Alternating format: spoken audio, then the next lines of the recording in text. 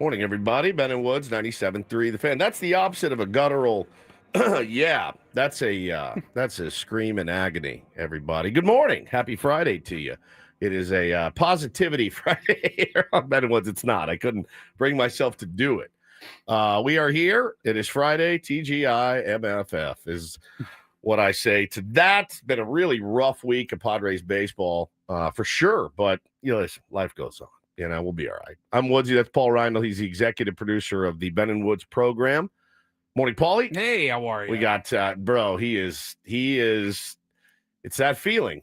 Like he locked in right now. He's got so much to do because Klug piled like 6 months of work on him before he splits. But he's off to Vegas to celebrate Memorial Day, as he is the one on the program that celebrates Memorial Day. Memorial Gras. The Paul Rindle way. It's incredible. Some listener out there is new to the show. They don't get it. They have no idea what you're talking about, and they're like, "That's the biggest a-hole I've ever heard of." What a jerk! I'd like to speak to his boss. Correct, and I'll explain in a minute because Hannah actually asked me about it again yesterday. Why does Paul love Memorial? Yeah, we were. I'll tell you in a second, but let me introduce Ben Higgins, your friendly neighborhood sports anchor, and plane crash coverer yesterday. Had a kind of a gnarly day. It was. I mean, it was. Obviously, it was a huge story, not just here, but everywhere. It was the lead story on world news, like nationally with David Muir.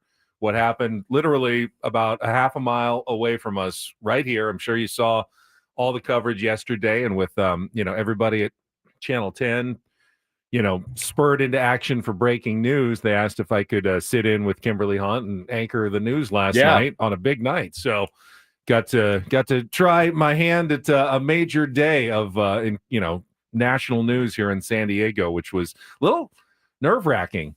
Oh, honestly. No question. Yeah, we can talk about it. You've been doing television for a long time. Still, I feel like relatively kind of still new to the anchoring. Right. Does that excite you? Are you like, you get that call, you're like, you know what? This is good. This is fun. I'm okay with this. Or are you just like, it's funny that you bring it up because in a way it's like your enjoyment of Memorial Day. Right. There is a certain thrill to covering what is inherently a very sad and tragic story. It's so wild. I mean, right? 6 people died on a plane crash. All kinds of houses are damaged or destroyed, cars, people, out of their homes. There was a middle of the night, evacuation, the video and the scenes of what happened. People couldn't get out of their doors because jet fuel was all over the place. They had to grab their kids, their pets, climb over ladders and jump onto trampolines in other people's backyards to escape their houses. And there's video of all of this, and it's dramatic. And of course, the human side of you goes, this is awful. This is horrible. I felt so bad for the couple who they got out. They were okay, but they said they were asked, do you think you'll go back to your house, rebuild it, and live here? We're never living under a flight path again. No doubt. Can't do it. Can't live. Every time a plane's going to go overhead for the rest of my life, I'm going to be looking and go, is it coming down on the runway or is it coming down on us? So I felt it's terrifying. I felt awful about it. But when you're kind of anchoring it and there's that kind of adrenaline of a big story, and you've probably seen it on the TV shows about news like The Newsroom, and there's a weird feeling when you're like, okay, this is big stuff. I remember having a lot of those feelings for this show, even few and far between on this show, but like the day Kobe Bryant died was a Sunday, and we had that Monday show where we're like, all right, that's obviously the story of the day. And we had Jelani McCoy, one of his teammates, in studio, but reaching out to guests felt so crazy, disgusting that Sunday. Like, I mean, facts were coming out hours after the matter. Like you didn't know what was even happening, and you like have to text people because it is your job to like cover it and provide coverage for that story, but it doesn't feel right. No, it feels gross. It felt really gross. It feels gross. It's also your job, though. It's Ben's job. It's your job. It's our job. It's I didn't get a real charge out of that one. I didn't get like, oh yes, we get to go in. Right. You know what I mean? Right. I get a charge out of like trade deadline days. Those are the days that give me a little boost. But it was a horrific story yesterday. So horrific. How did you think I did? I don't know. I didn't watch. Too busy with the kids on television. Do what? You didn't have any time for local news, obviously. You never turned it on. I watched a all night? little bit of local You news did watch some yesterday. local news. Well, we had we had Bo's open house last night. You know, the end of the year parental open house, and so we got dolled up, Hannah and I, not really, and went down to the school with Bo. I mean, you have to look good enough, but you don't want to look like you care too much. It's just an open house. Yeah, it's just an open house. You also don't want to look like those sloppy parents that don't care at all. Which I saw several dozen of last night as well. But I will say, I'm man enough to admit I was wrong about the whole solar system topic we talked about last week. I played the song for you guys and said, man, what are we even teaching them for? Bro, they had the whole room decked out in, it was dark and it had glow in the dark and moon rocks hanging from the ceiling. They did all this work and I felt like such a heel. And they crushed it. It was so sweet, so rad. And it was awesome. And so we did that. And then we went to get ice cream after that. Went to get some gelato. And we were sitting there and I got a text message from our pal, Carlos Quentin. Now, when you were out, been on vacation on your golf trip, Q came in, and former Padres, Chicago White Sox, Carlos Quentin, sat down for an hour with us and talked about this new app that he had built for the mental side of youth sports for kids to try to get them, recovery to get ready, a routine. And it was really incredible. It was when we had our boy Julian was in co-hosting with us from Fox 5. So Julian was in from Fox 5. Good to know you need like 7 people to replace me when I'm gone. That's one way to look at it. The other way to look at it is that it was a chance to get Carlos Quentin in to just talk. And he was so good. He is good. He was so good. And so they made this connection, Julian and Carlos. And Carlos texted me. He goes, hey, just so you know, thank you so much for that connection with Julian Delgadio. He is doing a piece on the app tonight. It's on Fox 5 at 6:45. And I said, I will check it out. So I got home, turned it on. It was awesome. It was great. And so I texted you guys. I go, hey, this piece is coming on. And I'm like, sorry, Ben, that I'm watching Fox 5. So you did turn on the news. You just didn't didn't turn me on. I did. Carlos is lucky he didn't get bumped for breaking news. Oh, I thought about that. A lot of stories do get pushed to the next day or something when you have a giant news story like that. I thought that may happen as well, because I did see a little of Fox 5's coverage of the plane crash as well. So yeah, man, it was a busy day, but it was awesome. It was the piece that they did, the app of it. It's called Before the Field. And I've used it with Bo. He uses it with his Little League team. And I ran into him at the field the other day, and Bo got to meet him. Bo was so, like, anytime he meets a big leaguer, he's like, oh, my gosh. And then some of the kids on my team were like, who's that? Who did he play for? Oh, my gosh. And he's just out there at the fields, coaching the game after us. So it was pretty cool. He's such a good dude. And I think this app is really going to be beneficial for kids moving forward. And like I said, he's got his whole team using it. So it's pretty cool. So they did a good job on that. A little shorter. I would have liked it. We did an hour. Now, I can't do that on local news, obviously, but I would have liked it to be a little bit longer, a little bit more in depth. It is hard to cram. Oh, like the normal length of a TV news story is really between a minute and a half and 2 minutes. Sometimes if it's a really big piece, they'll give you 3 or 4. But for the most part, 90 seconds, 100 seconds.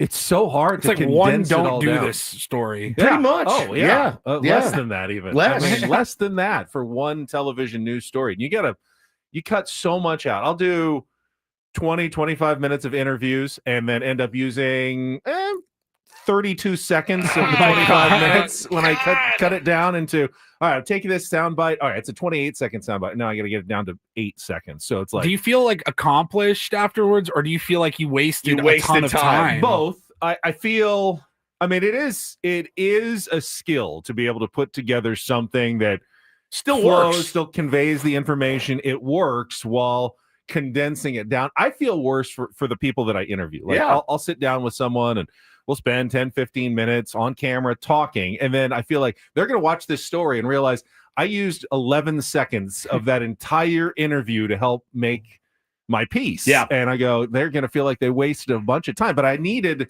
to go through it because, you just want to use the best stuff and that gets right down to what you're going for in your story. Yeah, the meat. Yeah, the meat. The meat. You got to have the meat. Speaking of meat, Paulie is heading to Las Vegas. I'm sure you guys have you're going to Vegas next week. Yes. For Memorial Day. Or for our It's your anniversary. anniversary. Your anniversary is on what day? Friday next week. Week from today. A week from today. Yeah. Okay, so But you we guys like going out during the week. sure, yeah, go out during the week. But it always falls around Memorial Day, which hence, is the end of May. Hence why a couple of years ago, it was like a throwaway comment. We were like, it might have been even like a topic wheel.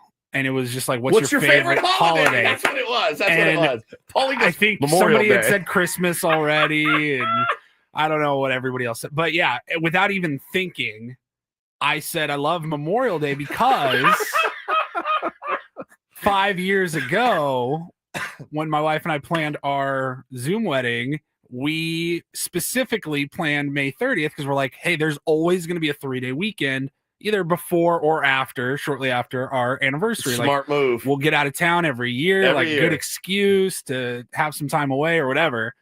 But just like without even hesitating, without really thinking about it, you're like, oh yeah, I love Memorial Day. I was like, excuse me? That's not what I meant. The Day of Remembrance for Fallen Soldiers is your favorite holiday? I don't understand. I was mortified. It was like that. It was the moment where you say it, you're like, it hasn't fully registered, but you're like, that's not what I meant. Everybody's all somber, and Paulie's like, let's go. Oh God! You think about the stories we do of visiting the grave sites. Point Loma. Yeah. And, not Paulie. He's poolside in laying Vegas. wreaths and flags and the somber patriotic He's holiday. drinking out of a fishbowl in Vegas, throwing craps, just having a ball. Living it up. Those guys gave all so that you could. You know what? That's why I'm leaving on Tuesday morning. And that's why you celebrate. You celebrate those guys that I'm living a life that they fought for me to be able to have that fun, and I appreciate it. Man, just incredible. It's incredible. Holy crap. So you are, Jack says, have some respect. We do. That's why we were really, really surprised by that answer many, many years ago. But so you are, you guys go to Vegas. You got your early, like 7 a.m. Tuesday, and then we get back Friday at some point. So yeah, we'll be there all week. Staying at the Cosmo. Got a suite. Elite. Oh, I cannot wait. Elite. So much fun. Yeah, that's your spot. Vegas is your spot. Yeah, we love it. It's just where you're like where you, and you don't no thought of like let's go somewhere else this year because you know what to get. You know what you're getting. You guys are creatures of habit. I'm the same way. Yeah. I like to do the same stuff. Yeah, we've kind of just got it dialed in to how we like it, and there's just still so much to do that every trip is always different. Yeah, it's true. And it's like my wife doesn't drink at all. Right. I barely drink. Right. We play some slots, but we don't do any serious gambling. Like the people watching's fun. People watching's elite. The shopping is fun. Yep. The just bouncing around from casino to casino is really fun. The prostitute trading cards that you bring back baseball cards for Ben every single year. When I was in my 20s, because we don't go to Vegas really, haven't for years other than when I go visit my friend, but we used to go on the All-Star break every single year because I did Padres pre and post game. It's and too hot. I had so remember who you're talking to here. So I'd have Monday, Tuesday, Wednesday off. And yes, it is 117 degrees, but back then especially, hotel rooms were like $28 for the night when you had a really nice place. So you go to Bellagio or you go somewhere really nice, and then you go to the pool for like 20-30 minutes in the morning before it got was still 98 instead of 115, and then you spend the rest of the day inside, in the room, going out to eat, gambling a little bit, and staying in the air conditioning the rest of the trip. But it was affordable, and it was a quick getaway during the only time of the baseball season that I had off. So we'd go every single year during not Memorial Day, but during the All-Star break. I did see some pretty cool news yesterday out of the world of baseball. I don't know that it's confirmed yet, but it might be. It's not. I mean, I saw that Wrigley Field is getting the 2027 All-Star game. That's so cool. I brought that up to the family, and the family has already decided we're putting it on the calendar. 2027. Woods family takes Chicago, Wrigley Field, the whole bit. And I thought, man, what a great place to have an All-Star game. It's such a great city, great ballpark, historical, all that. But now I got to figure out how do you like 4 tickets to an All-Star game in the Home Run Derby? Just start saving now. Yeah. Less DoorDash. more saving. And speaking of DoorDash, I got the nicest yesterday. Randomly, was watching my beloved Fox 5 and Carlos Quentin's piece, and I get a Venmo notification. Paul, you remember our Tier 1, Nate Borman, who played with the Tier 1 baseball team? So I'm sitting there watching the news, and I get this Venmo thing from Nate. And he goes, "Thank you for always being there for the Tier 1s, even when the team is playing poorly. DoorDash on me tonight." And sent me $40. What a guy. Now, I had already ordered my DoorDash for the evening, but for next time. It's good for tomorrow. Isn't that nice? So very kind move. I'm not saying you guys need to ever do things like that. Please don't. I've got plenty. I got more than I can handle. But thank you for that, Nate. That was really, really sweet and very unexpected. Speaking of good things, I want to make sure you mention what you've got planned again tomorrow to everybody that we were talking about earlier in the week. Yeah, so I've started this this men's group, I guess you could call it. It's called The Work, and it's just a place where men can come and talk and be open and vulnerable about their mental health and what's going on in their lives. Tomorrow is the very first one. I'm beyond terrified. I've got bubble guts about it. Don't know how it's going to look. Don't know how many people are going to show up. Don't know. I don't know how wheels off it's going to be. My guess is it's going to be pretty wheels off. It's the first one, and we're going to grow this thing together. But it is going to be tomorrow, 11 a.m. at the Lost Abbey Sanctuary. It's 1215 San Alejo Road in San Marcos.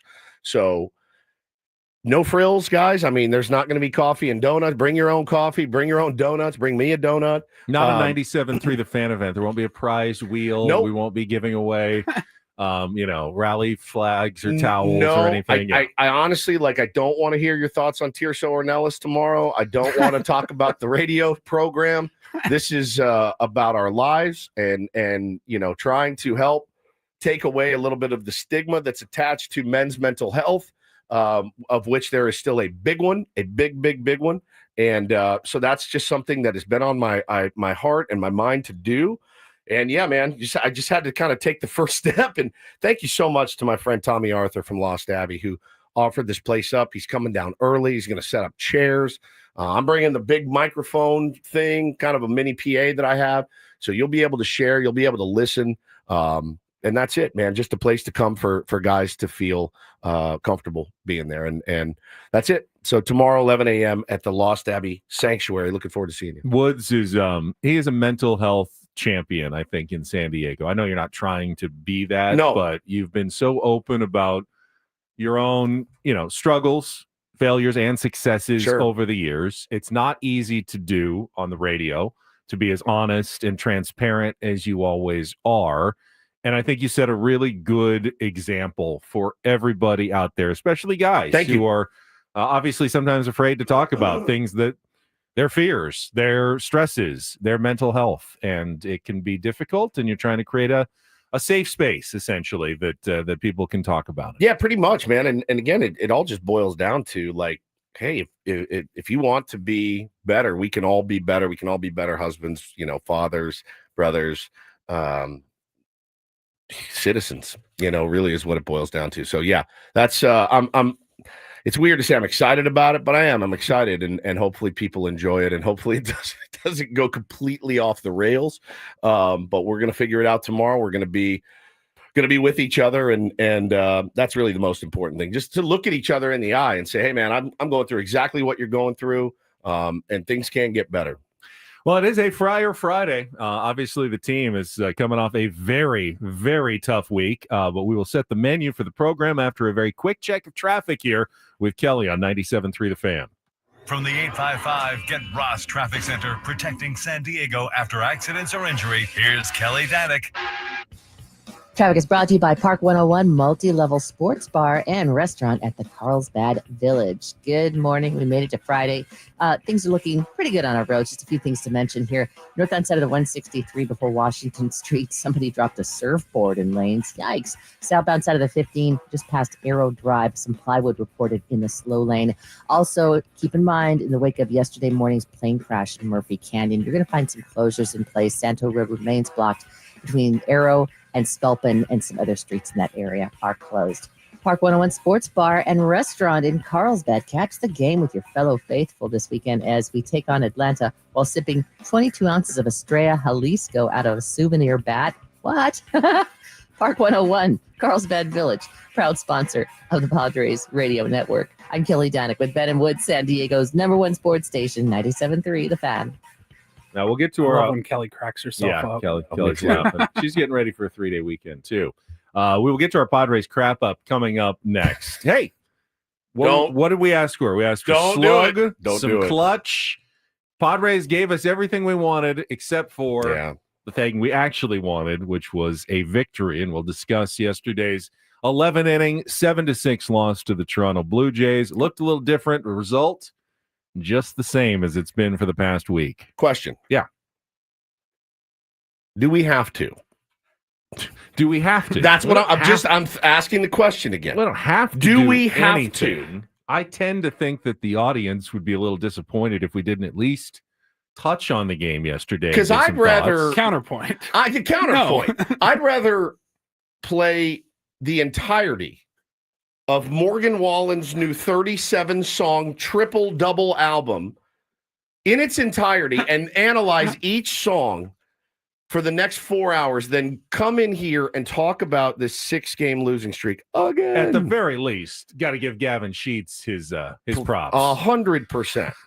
100%. Without Gavin Sheets, that game was just like every other game they played the last week, essentially. But with a couple of hits by Luis Ariz. That's pretty much only it. Because they got to the extra innings. But I think we do have to get to a crap up. They did need to get to a crap up. We will mix it up in our 7 o'clock hour because it is also an SDFC Friday, and our friend Darren Smith is going to be with us at 7:35 as they get ready for a derby match against the LA Galaxy tomorrow afternoon, nationally televised game tomorrow on Fox at 1:45. And by the way, if you missed it yesterday, Mikey Varas, the head coach of SDFC, came on. He was fantastic. Darren texted me yesterday. Me too. And he goes, wow, Mikey, outstanding segment with Mikey. He was awesome. He was so good. All I've thought about since we had him on, if you haven't heard it, go back and listen. Yesterday at 7:35. 7:35, Mikey Varas was on.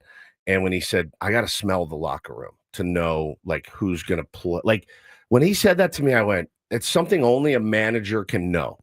To the sense, literally sense and sense of the locker room. Now I know kind of who's ready, who's not, who needs a day, who doesn't need a day. I just thought I've never heard that, man. In all my years of loving sports and being around coaches, I've never heard a coach say, I need to smell the locker room. And I just went, man, I'm blown away.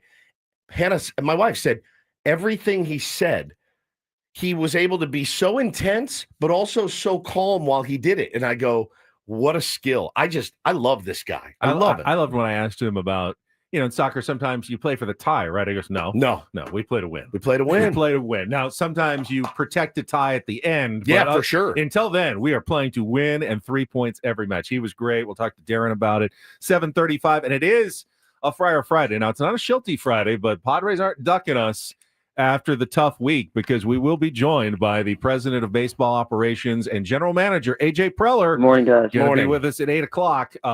Clearly a couple of roster needs. How quickly will he be addressing them? Can he wait until the trade deadline? We'll talk about that with AJ in our 8 o'clock hour. All our regular features as well. Some Padres tickets to give away for Tuesday's military hoodie game. And we'll go to 10 o'clock and wrap up the week and head you into the holiday weekend. But first, we will take a quick timeout and come back with our Padres crap up. Don't go anywhere. It's Ben and Woods on a Friday morning on San Diego's #1 sports station, 97.3 The Fan. Well, and it's this weekend. Look, let's be honest. It's Memorial Day. It is a weekend of remembrance, but it's also, I feel so weird saying this, but it's also a really good time to buy an automobile. It is. It just always is. They always have phenomenal sales. Wow. I know, Paulie. I'm just telling you, but good news, down at Sedano Ford, Manny Sedano, he's a veteran. He gets it. He absolutely wants to take care of his own locally owned dealership. It's all about serving San Diego at any opportunity. Right now, huge sale going on at the dealership in La Mesa. All the deals are locked in. The 2025 Ford F-150 Lightning XLT is just $129 a month. The Escape Active or Bronco Sport Big Ben, your pick, just $219 a month. And of course, man, the older I get, the more I fall more in love with the F-150 XL Super Crew cab, just $299 a month. It's got the crew, It's for room for the crew and muscle for any job that you have. Keeping everything running is super easy. Sedano Ford mobile service comes right to your home or office. No waiting rooms, no hassle. When you go in, let them know Woodsy sent you. More details about these offers can be found at sedanoford.com.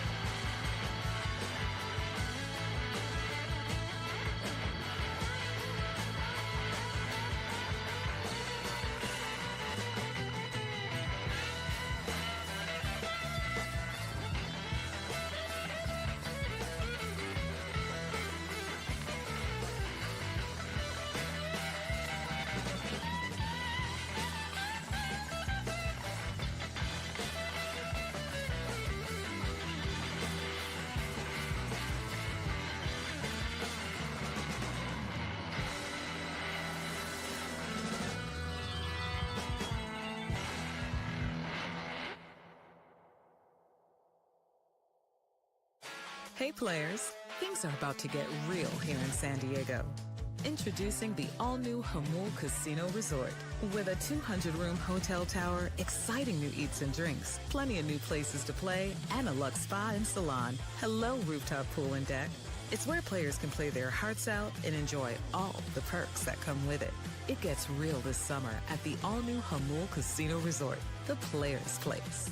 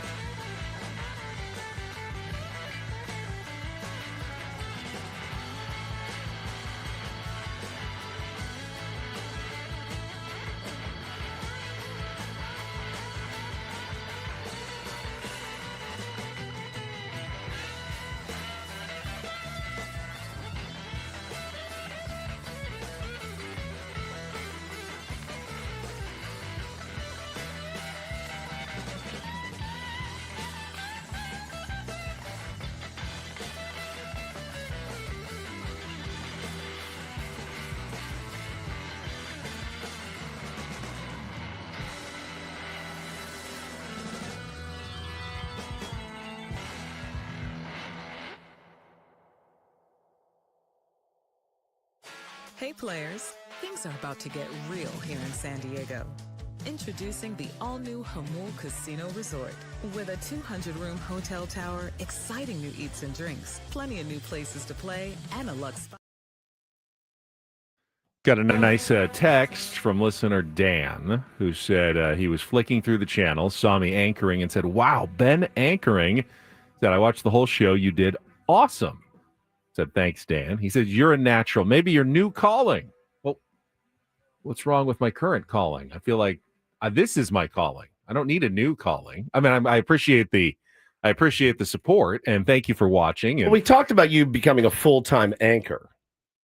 I don't want to give this up, though. I like. Would you doing have sports. I don't know. I have no idea. No, you wouldn't. Full-time anchor and continuing to do the Ben and Woods program in the morning. Yeah. I think it would be fairly unprecedented. Would it?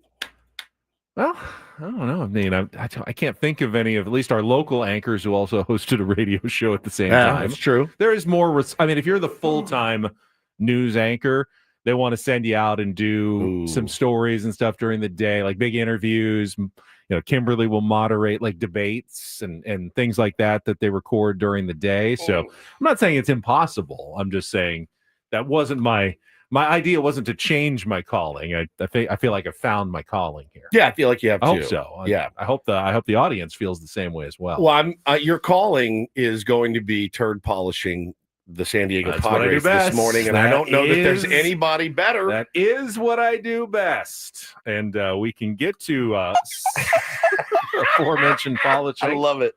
One of my favorite drops we have. I'll say it's getting more challenging. It is very challenging this week Very for sure. With our Padres crap up, and we'll get to that. We have traffic ready right after traffic here on 97.3 The Fan. From the 855 Get Ross Traffic Center, protecting San Diego after accidents or injury, here's Kelly Danick. Traffic is sponsored by Valvoline Instant Oil Change, your 15-minute drive-through oil change. Things are starting to heat up on the roads a bit, guys. Southbound side of the 163 to 4 Friars Road. 2-vehicle accident in the center divide. Westbound 8 at the South 805 connector ramp. We have reports of a stalled vehicle over to the left shoulder. And northbound 805 before Mira Mesa Boulevard, a metal trash can bouncing around in lanes. San Diego, before you cruise out this Memorial Day, stop by Valvoline Instant Oil Change. No appointment needed, just 15 minutes, and your road trip ready. Valvoline Instant Oil Change. Experts you can trust. Visit SoCalOilChange.com for coupons. I'm Kelly Danick with Ben and Woods, San Diego's #1 sports station, 97.3 The Fan. It's a shame, it's a shame, it's a shame, it's a shame, it's a shame, it's a shame if they lose. You got a problem. Oh, a shame indeed. I couldn't agree more. Here are the lowlights from yesterday's game. What the heck happened? Are you kidding me? Can't even believe it. It's the Padres Crap up. presented by Hamul Casino. Things are about to get real with the all-new Hamul Casino Resort with gorgeous rooms and exciting new eats and drinks. It gets real this summer at Hamul Casino Resort, the player's place. We'll give it 16 minutes of salt, and then we'll, get back on the bump and figure it out. Gavin Sheets swings at the first pitch. He sees it's going back. It is going to be home run for Gavin Sheets. Well, that breaks the streak, Tony. James Jean behind the plate. 0-1. Ground ball to the right side. Gavin Sheets has it, but it bounces off his glove into right field. One run is going to score as Mariano comes hustling in, flips over to second base, but it's not in time. Well, what turns into a potentially inning double play now turns into a Jays rally as Tyler Heineman is able to score. Still force out at a couple of bases. 1-1 line drive, base hit in the left field.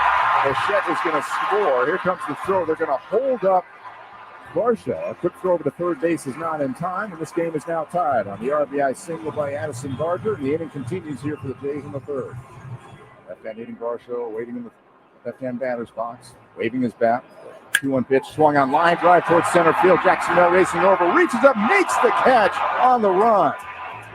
The run will tag up and score from third base, though. And the Jays now have a 4-2 lead. 1-1 pitch. Swung on. Driven towards right center field. Pretty well hit. Going back for it is Straw. He's at the warning track. It's gone! Home run for Gavin Sheets, his second of the day. Another 2-run shot, and this ball game is now tied 4-4. New life for the Padres, and you can see it in their dugout. Everybody top stepping, praying that ball had enough juice to get out. It does indeed. And Gavin Sheets has doubled up. Right center this time, another 2-run shot. It's been the Gavin Sheets offense. He's tied this game in the ninth. 1-1 pitch, line drive, base hit into left field. That's going to score Jose Iglesias. Padres on a 5-4 lead thanks to the RBI single by Luis Ariz. First pitch to Clase, swung on, chopper up the middle, and it's going to go through for a base hit. Here comes the throw home.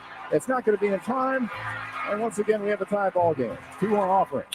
Swung on, line drive, base hit into center field. Gavin Sheets coming through big time once again. Gives the Padres a 6-5 lead here in the 11th. Have a day, young man. Knuckle curve, bottom of the zone in the middle of the plate. And the best part about this swing is that Gavin, despite the 2 homers in this game, didn't try to unload on this baseball. Just a good piece of hitting. Kept his head down on the breaking ball. Lines it in the center. The Padres take a 6-5 lead. Next pitch, ground ball over the first base bag into the right field corner. Guerrero is going to score. As he rounds second, he's going to head for third. Here comes the throw. It's not going to be in time. We have a 6-6 tie. The 3-2 offering. Swung on, ground ball through the left side, base hit, and the Jays walk it off. You know, they got hit, so we didn't really, not a lot was self-inflicted. That's how that happens. And what I was getting back to is, you know, I really am confident that this is going to only make us stronger. There is no question about that. It will make us stronger. You know, it doesn't feel great right now. You know, very soon it'll be a distant memory as we continue to get back to playing on the good side of the left-hand side of the win column. But, you know, listen, it's just going to make us stronger and you know, it'll make us closer. The Padres are a complete and utter Sheets show right now. It is. Yesterday was a Sheets show. It was a Sheets show. He was awesome, man. He was awesome. Kudos to him for putting together really good ABs and getting this team, you know, to at least have a little bit of a heartbeat. Gavin Sheets has been great since he got here. What a steal for AJ Preller, who will join us at 8 a.m. this morning. $1.6 million for Gavin Sheets, he's been great. I mean, there's just no other way to look at it. Now, again, it's tough. You know, he had that pretty gnarly error. Doesn't play a lot of first base. That was a bad one. He ranged way too far to his right. Should have been an easy play for Jake. It would have been. Yeah, it would have been. And, you know, look, there's a couple of things. Everybody's going to look at the extra innings and go, you know what? We shouldn't have done this, or we should have put this guy in or that guy. I'm fine with the processes in both. Adam in the 9th, Suarez in the 10th, Estrada in the 11th. I'm fine with that. We talked about it a couple of weeks ago. There was an extra inning game, and we talked, and maybe on the roundtable, about extra innings in baseball is flawed. Massively flawed, Paulie. Massively flawed. Massively flawed. You just look, unless it's a season ender, which it wouldn't be because they changed the rules in the playoffs for extra innings. Correct. So, like, unless it's just the most massive game on your schedule for the year, you can't be too upset with extra inning losses. It's such a crapshoot. Yeah, it really is. Especially when you're on the road. It's a crapshoot on the crap up this morning for sure. And, you know, I look back at the the first couple of innings, and I'm like, this guy is laying 92-mile-an-hour heaters in there. He's laying them in there. We are missing them. Manny was missing. Fernando Tatis Jr. missing. Meatballs. Now, 92, my league, yeah, that'll play. Nobody's hitting it. In that league, bro, they got to be feasting on it. Again, I look at it and go, excellent fight, way to hang in, all that stuff is true. You had so many opportunities early to just go to town on this guy who was not sharp. He was not sharp yesterday, and you made him look fairly sharp. They're just a little click off, Ben, just a little click off. Toddy doesn't miss those pitches 3 weeks ago. He just doesn't miss them. I mean, he deposits those. And so whatever's happening, you know, internally, whatever it may be, they're just not seeing it. They're not putting good swings on it. You got a problem. So many problems right now. Padres did end a couple of streaks. 27-inning scoreless streak ended on the Gavin Sheets 2-run home run in the second inning, and the 0-for-39 skid. My God. With runners in scoring position finally ended thanks to Luis Ariz in the top of the 10th inning with 2 outs. How nervous were you guys in that? I mean, when Toddy couldn't get him in from third, My heart was beating out of my chest. It's May. What was it yesterday? May 22nd. May 22nd. My heart was like da da da da da da da da. And then he got that knock, man. Oh, it was like the weight of the world. But yeah, and then you take the lead, and of course, on the first pitch in the bottom of the 10th inning, I mean, it was a four hopper up the middle. It wasn't as though Robert Suarez gave up some sort of nuclear missile, but it's just frustrating how quickly the lead was erased. And then, of course, Sheets comes through in the top of the 11th, and he got the lead again. I will give credit. Jeremiah Estrada held the lead for 2 pitches until he gave up the triple to Dalton Varsho. And once the winning run was on third with nobody out, it's very hard to keep that guy from scoring. Padres. All right. So this is the one area of strategy that we could probably hash over.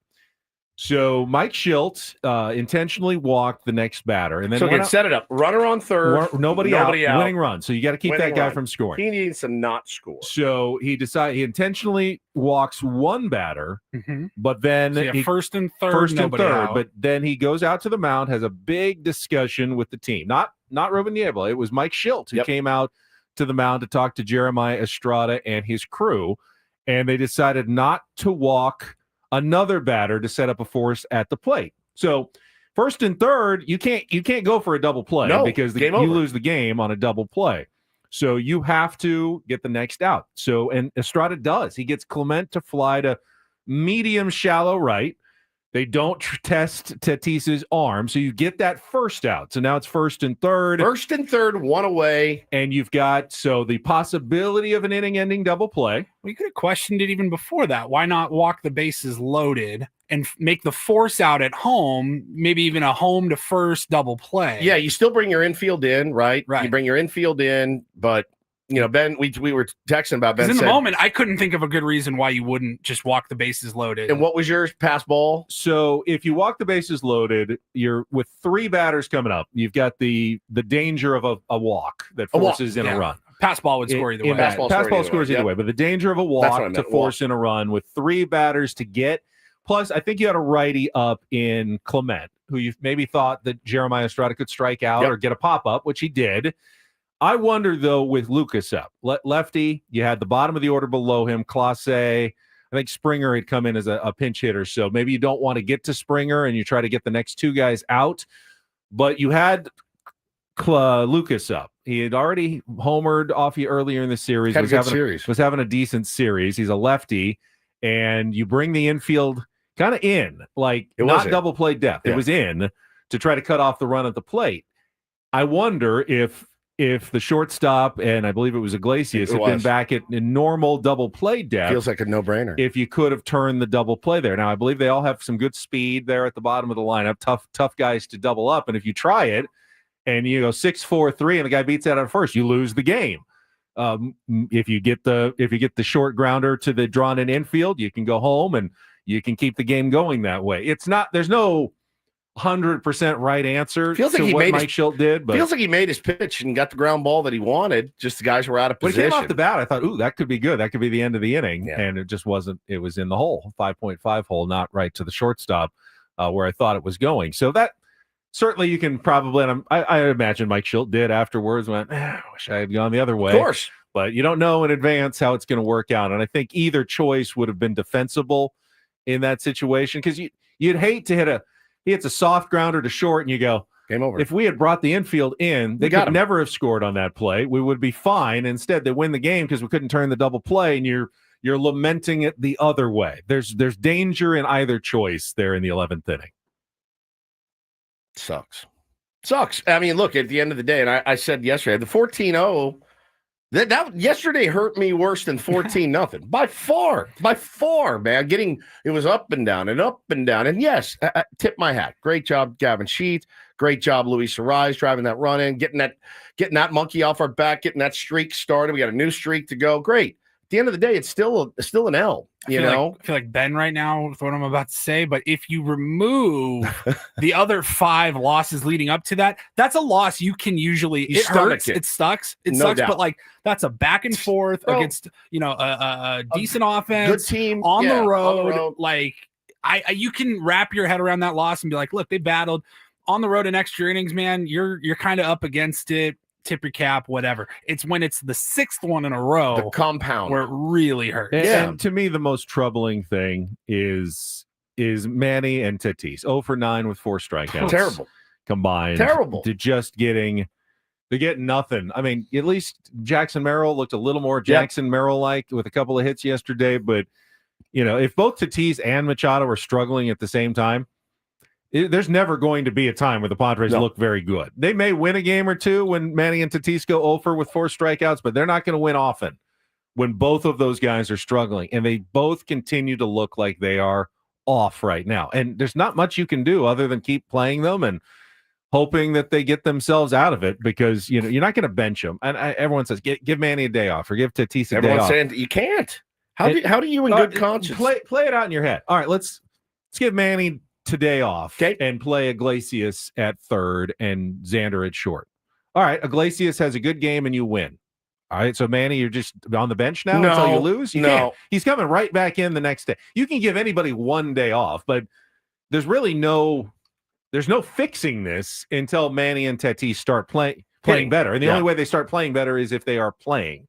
So they will continue to play as often as they have always played. Will they eventually get a day off? Yes, of course. They all do. But there's no changing of the lineup to remove either or both of those guys in the attempt to try to jumpstart your team. That's not how it works. KG said if Tatis hadn't played the last 6 games, would you have noticed the difference? No, not much. No. Not much. There's no one waiting in the wings that's gonna help the Padres. You have to ride with those guys until they get it going, and you just have to trust that both of them, having played now for many years and having a long track record, that they will get it going again, hopefully sooner rather than later. But until they do, the Padres are going to continue to struggle. There's just really no other way to explain it. And the hard part about this is I get the talk about every team is going to go through their struggles, going to have a 5-game, 6-game losing streak somewhere. Even the World Series champion probably going to have a time when they struggle. But usually in baseball, there's a bit of an explanation. You have a couple guys on the injured list. The pitching staff is worn down because you just went 9 in a row and you're down to the bottom of the barrel. Your bullpen has been torched for a few days and you're going through a tough part of the schedule against some really good teams. That's why you have losing streaks. None of those really apply here. The Padres are healthy. The Padres were rolling. The Padres had plenty of days off. Their bullpen was rested. The starting pitching is, quite frankly, pretty good. Yeah, Stephen Cole definitely serviceable. Wasn't great, but for a 5-6 starter, 6 innings, 4 runs, 3 earned, 6 strikeouts, they're getting good enough starting pitching to win.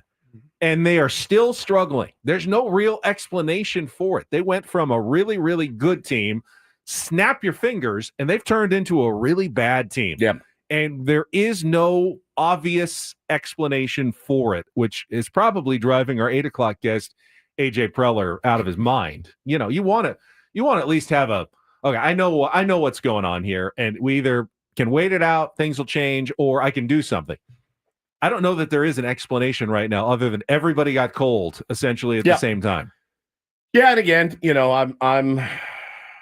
that was a tough one. It was a tough one to stomach yesterday, but soon it was over. I just laughed. I said, "Man, that's 6 in a row." You don't want to say it can't get worse because there's always a deeper darkness. Everybody knows that, but you do look at those guys and say, "Man, at some point, Toddy will start to mash. Manny will start to mash. They're too good not to." And just having 2 big players like that slump at the same time is really tough. And then you can throw Jackson Merrill into that mix. The last 5 out of 6 games. It's not the San Diego Padres way. Now it begs the bigger question, is this team and their approach constructed the right way? Again, when it's on, it looks great and it's fantastic and it's a beautiful product and they move the line and they're aggressive. When it's like said yesterday, when it's famine time, it's a desert. And I saw our buddy Mike was writing about it yesterday. He wrote a new Substack about it. Our buddy Tommy was weighing in on that. Our pal Shirtless Whitson was weighing in on it. Everybody has the solution to the San Diego Padres offense. And seemingly what it is you got to hit more home runs. You need to slug more. Obviously easier said than done. Do you have the right personnel to do it? I thought we did. I did. I thought we had slug god Manny Machado, slug god Fernando Tatis Jr. We do have slug god Gavin Sheets now, slug god Jackson Merrill.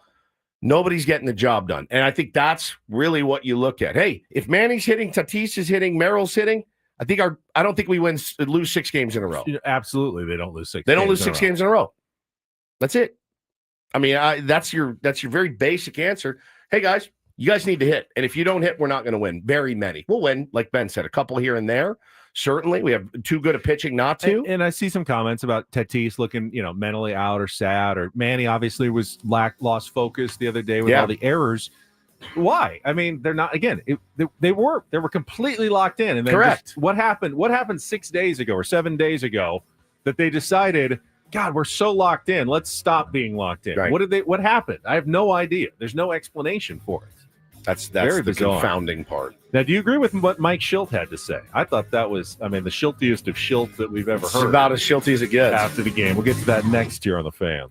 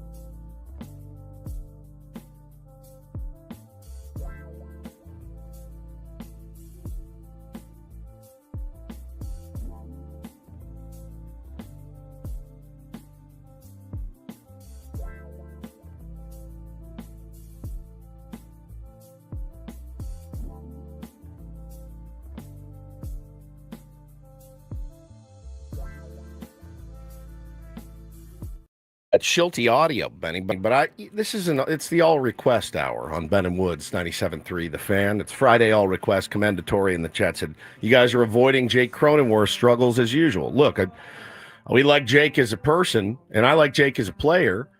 I would never avoid anyone's struggles. Manny Machado is my favorite player. He's god awful right now. God awful.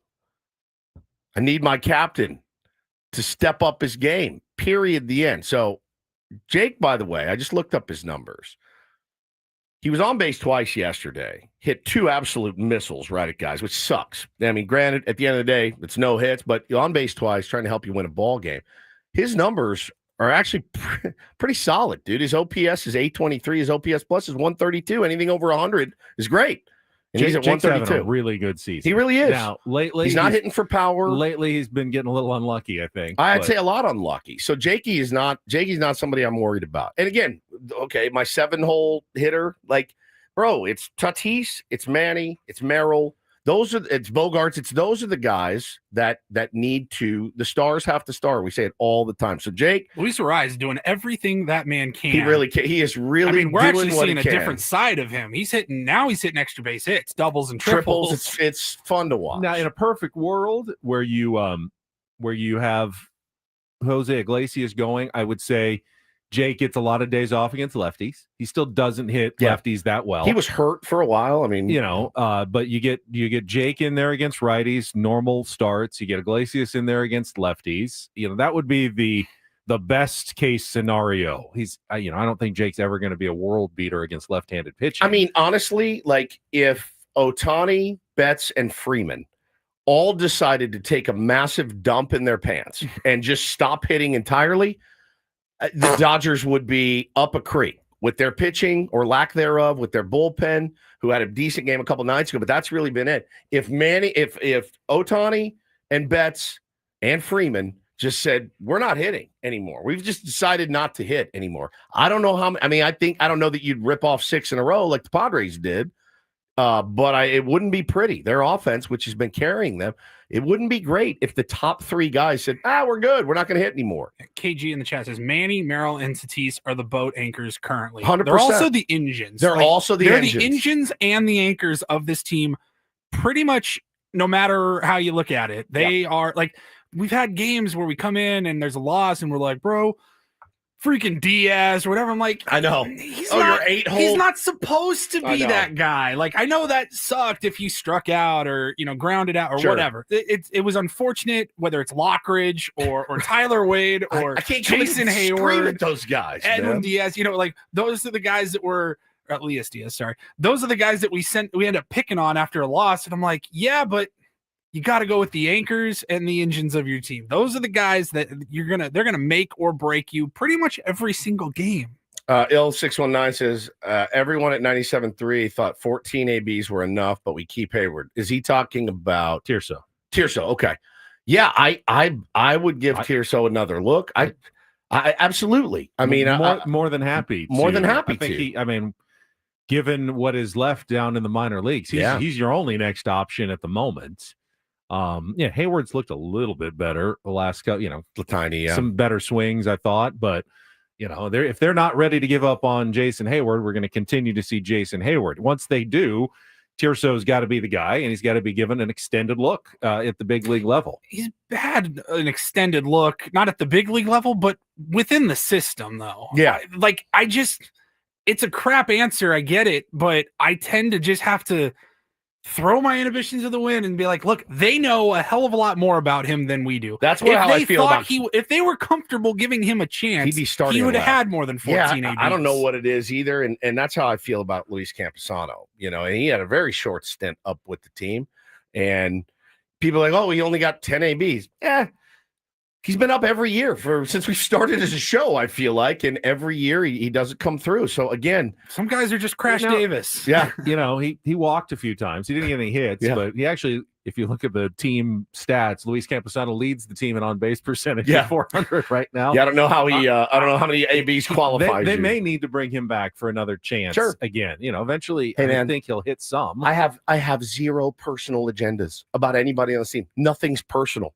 Nothing. It's all professional. Can you perform at the big league level? Great. I don't care what your name is, man. I don't care how long you've been in the system. If you can come up and perform, I'm all for it. It's not a personal agenda at all. And I don't think anybody at 97.3 The Fan has a personal agenda against Tirso or Nellis. I really don't. Come up and produce. But for whatever, maybe we can ask AJ Preller that today when we talk to him at 8. Hey, why not give him another look? What is it about him that only got him 14 ABs? Mhm. How confused is the organization on Luis Camposano?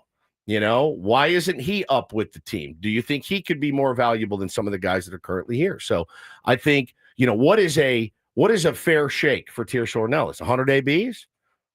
If he hits 110, you're still, look, at the end of the day, I think AJ Preller's still looking for a left fielder as we speak. Yes. Probably on texting somebody as we speak about a left field. Oh, especially if he's on the road. It's 10 a.m. Yeah. So he's been up for a while, and I'm sure if he thought Tirso or Nellis was going to be the guy, the everyday left fielder, I think he'd be up. I really do. So that leads me to believe, if I'm reading the world famous Ben Higgins tea leaves, that there's something about him that they don't think he can be. He's not a rookie. I mean, he's a rookie, but he's not a 19-year-old prospect. Yeah. Like, he's had plenty of chances to dazzle these coaches, and I don't know what it is because I'm not in those meetings. Right. But I tend to think, dude, if they thought they had something, I think they would have given him a think he'd be here. legitimate chance, especially this year of any year when you need anybody in left field. After the 30th best production in Major League Baseball in left field, fast forward the tape, guys. We have the worst production of left field in baseball. Why wouldn't he be here? Somebody, Roberto, don't dare me, man. He said, you won't ask him? I'll 100% ask him. Is 14 ABs enough that you saw what you needed to see? Well, everyone knows the answer to that is no. I mean, Right. He hasn't gotten any real shot at the big leagues yet. Right. That was a cup of coffee because of injuries. If he went 6 for 14, would he still be here? Maybe. Yeah. But you got to go with the information that you've got. But we don't have much. All we know is what we see. And again, AJ Preller, the man, the myth, the legend, he knows way more than we do. So I will defer to him on that. And we will ask him about that. And again, I know Camposano is kind of a hot button issue within the organization because, again, if he's mashing like this, he's got big league experience. He's a right-handed power bat. You need some power.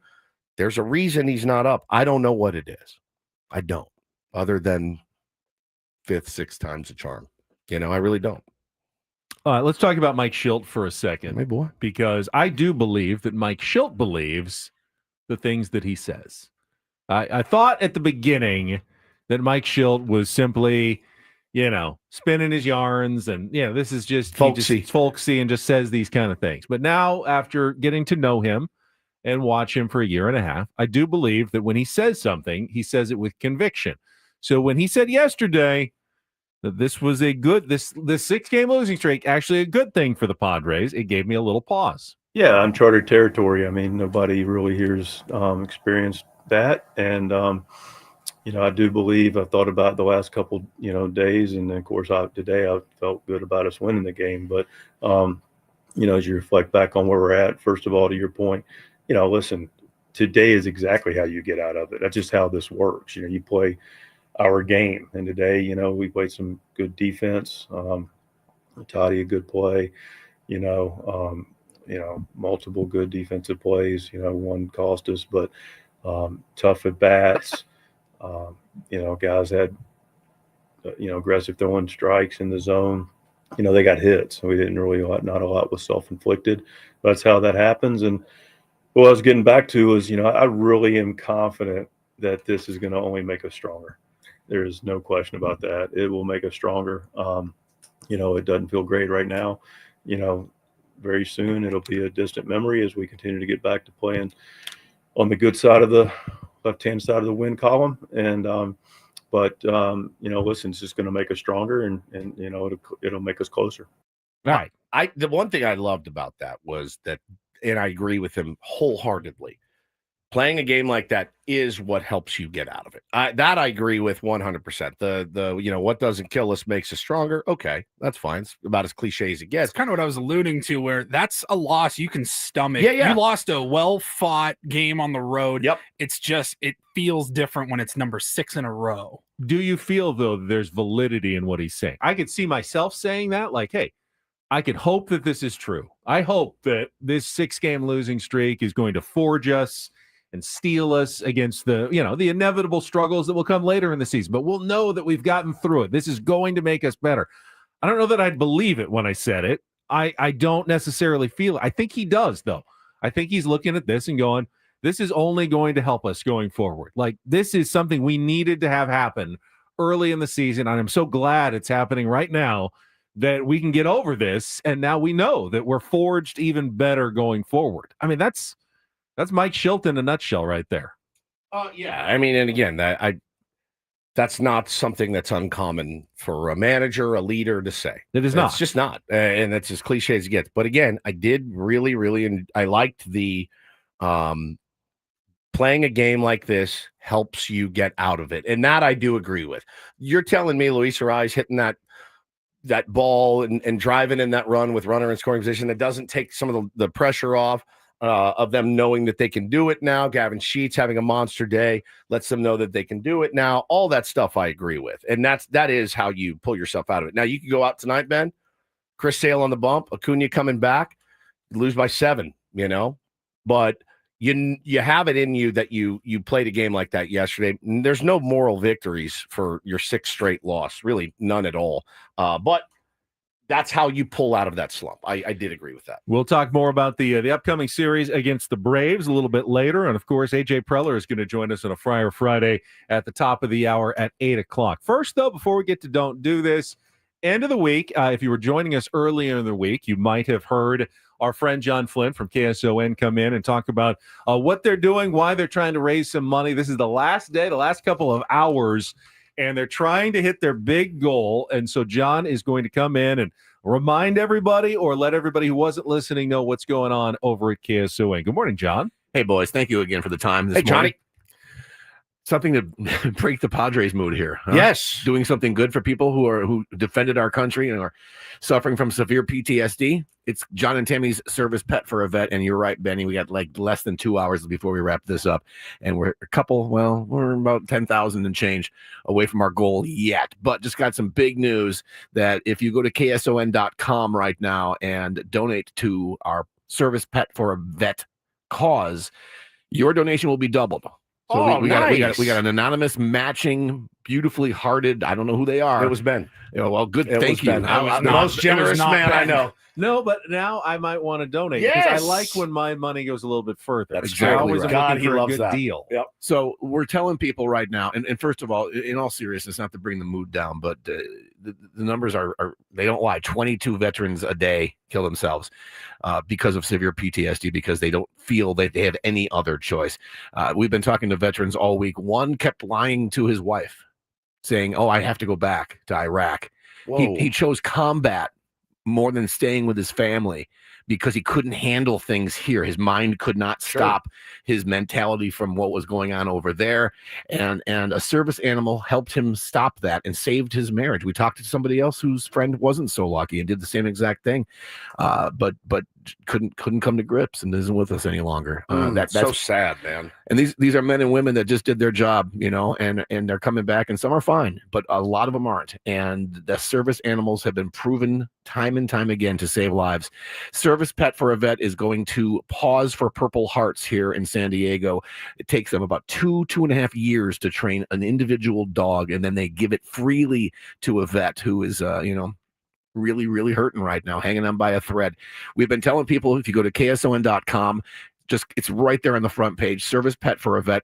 Don't care if you listen to the station. Don't care if you listen to our show. I don't care if you don't like me. We've got veterans that need help, and that's more important than anything else. And we're saying just whatever you can give. A lot of you have payday today, including us here in this room. Yep. Right now, if it's $5, if it's $500, if it's $5,000, your donation is doubled. And if we can get to 35 grand by 9 this morning, another 35 grand will be coming. So, Damn, yeah, let's go. It's a big deal. All right. It's a I'll big tell you, deal. Steve in our chat says the website process is easy peasy. Thanks, Steve, John. you're a man. Thank you so much, Steve. Veterans are listening to this show right now. Maybe you know the stories I'm telling about your friends that aren't here anymore because they just couldn't do it. They couldn't do it. These dogs are saving lives. They're doing everything from just putting their paws on your. I mean, I know you guys all have. I know you're a dog guy, Woodsy. Mm-hmm. How great is it when your dog just puts his head on your lap or on your arm? And Yeah. how just great do you feel that way, right?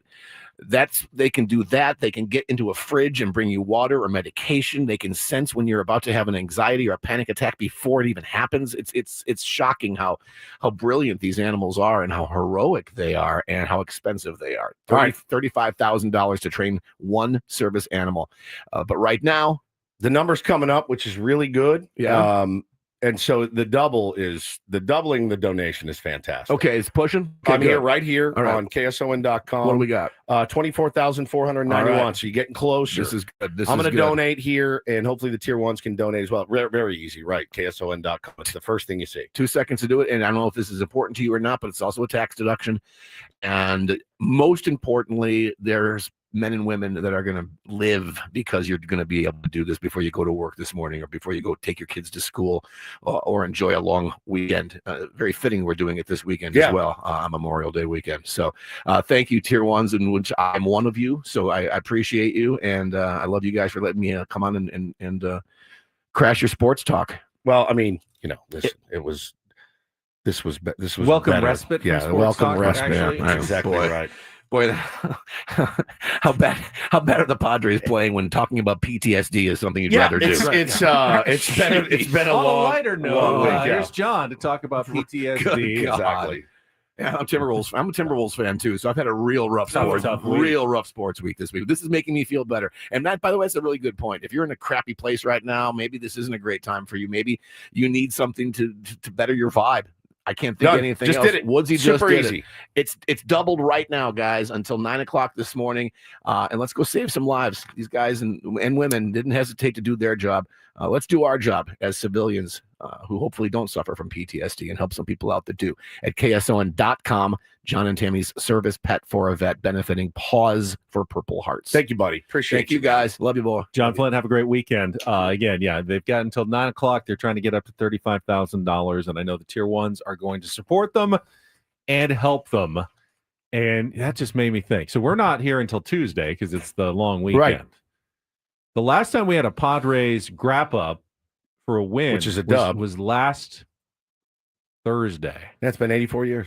So we're at the minimum, we're going to go 12 days between winning Padres wrap up shows. That's a long stretch that we're going through right now. It's a long stretch. Yeah, very much. Ooh, that's a don't do this. I got to don't do this. It's been 84 years. People are getting tweets and in the chat about a story that broke about our San Diego Padres in a scuffle within the clubhouse. Oh, no. And it's a don't do this. That's what you wanted, though. No, I wanted it in the dugout.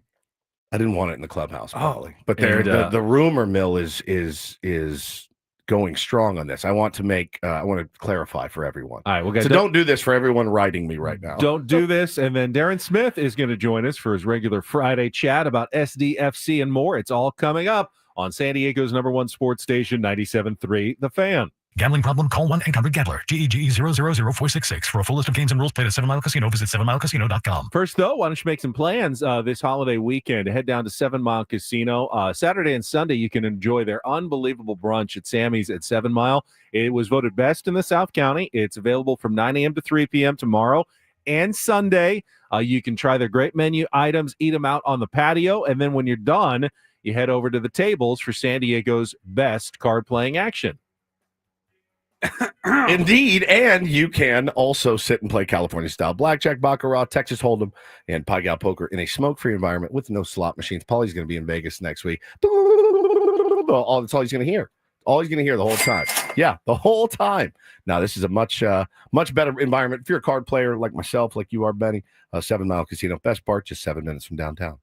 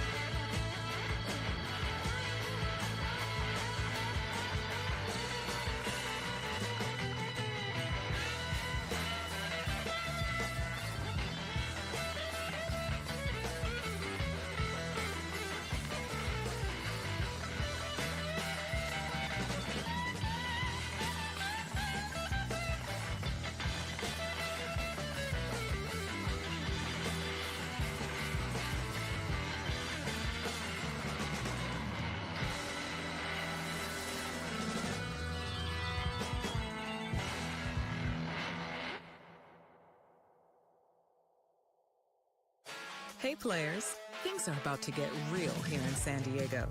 Introducing the all-new Hamul Casino Resort. With a 200-room hotel tower, exciting new eats and drinks, plenty of new places to play, and a luxe spa and salon. Hello, rooftop pool and deck. It's where players can play their hearts out and enjoy all the perks that come with it. It gets real this summer at the all-new Hamul Casino Resort, the players' place.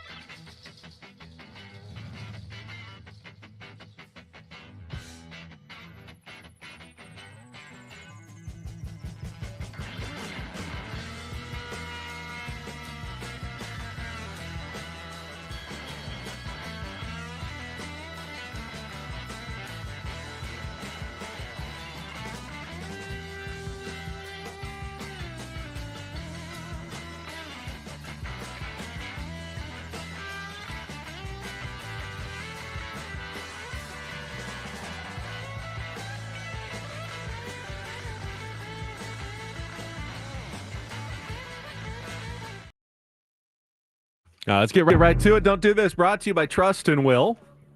Don't. Leave your entire estate, house, kids, and life savings up to chance if and when you die. Do. Set up a Trust or Will online at trustandwill.com. This is a lot more affordable than you think. Visit trustandwill.com for more info. We'll start with a radio host in Seattle who stepped in it this week, and I don't even understand why. I don't either. New KJR midday host Mark James was doing his show, was talking a little Mariners, and got a text from one of his listeners, and he read it on the air. He said, why the Mariners chose marble-mouthed Ryan Roland Smith over Bill Kruger to be their television analyst is beyond me.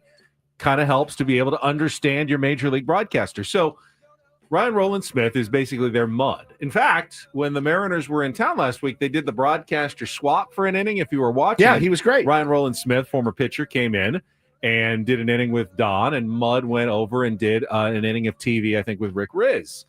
Ryan Roland Smith is Australian. That is true. And he speaks with an Aussie accent, which I think is very cool. So do you. I do not speak with an Aussie accent. I beg to differ. Are you kidding? This is a knife.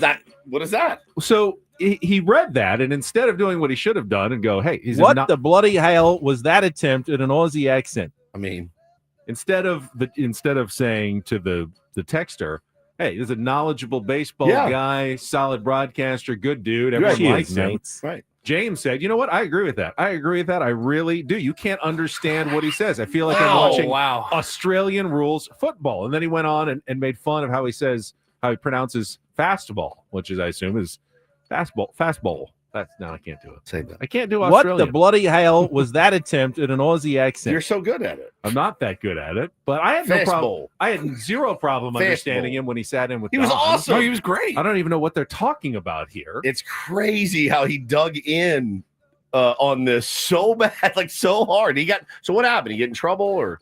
He's gotten a lot of criticism. Got some heat. Said People calling the comments offensive, unprofessional, and unacceptable.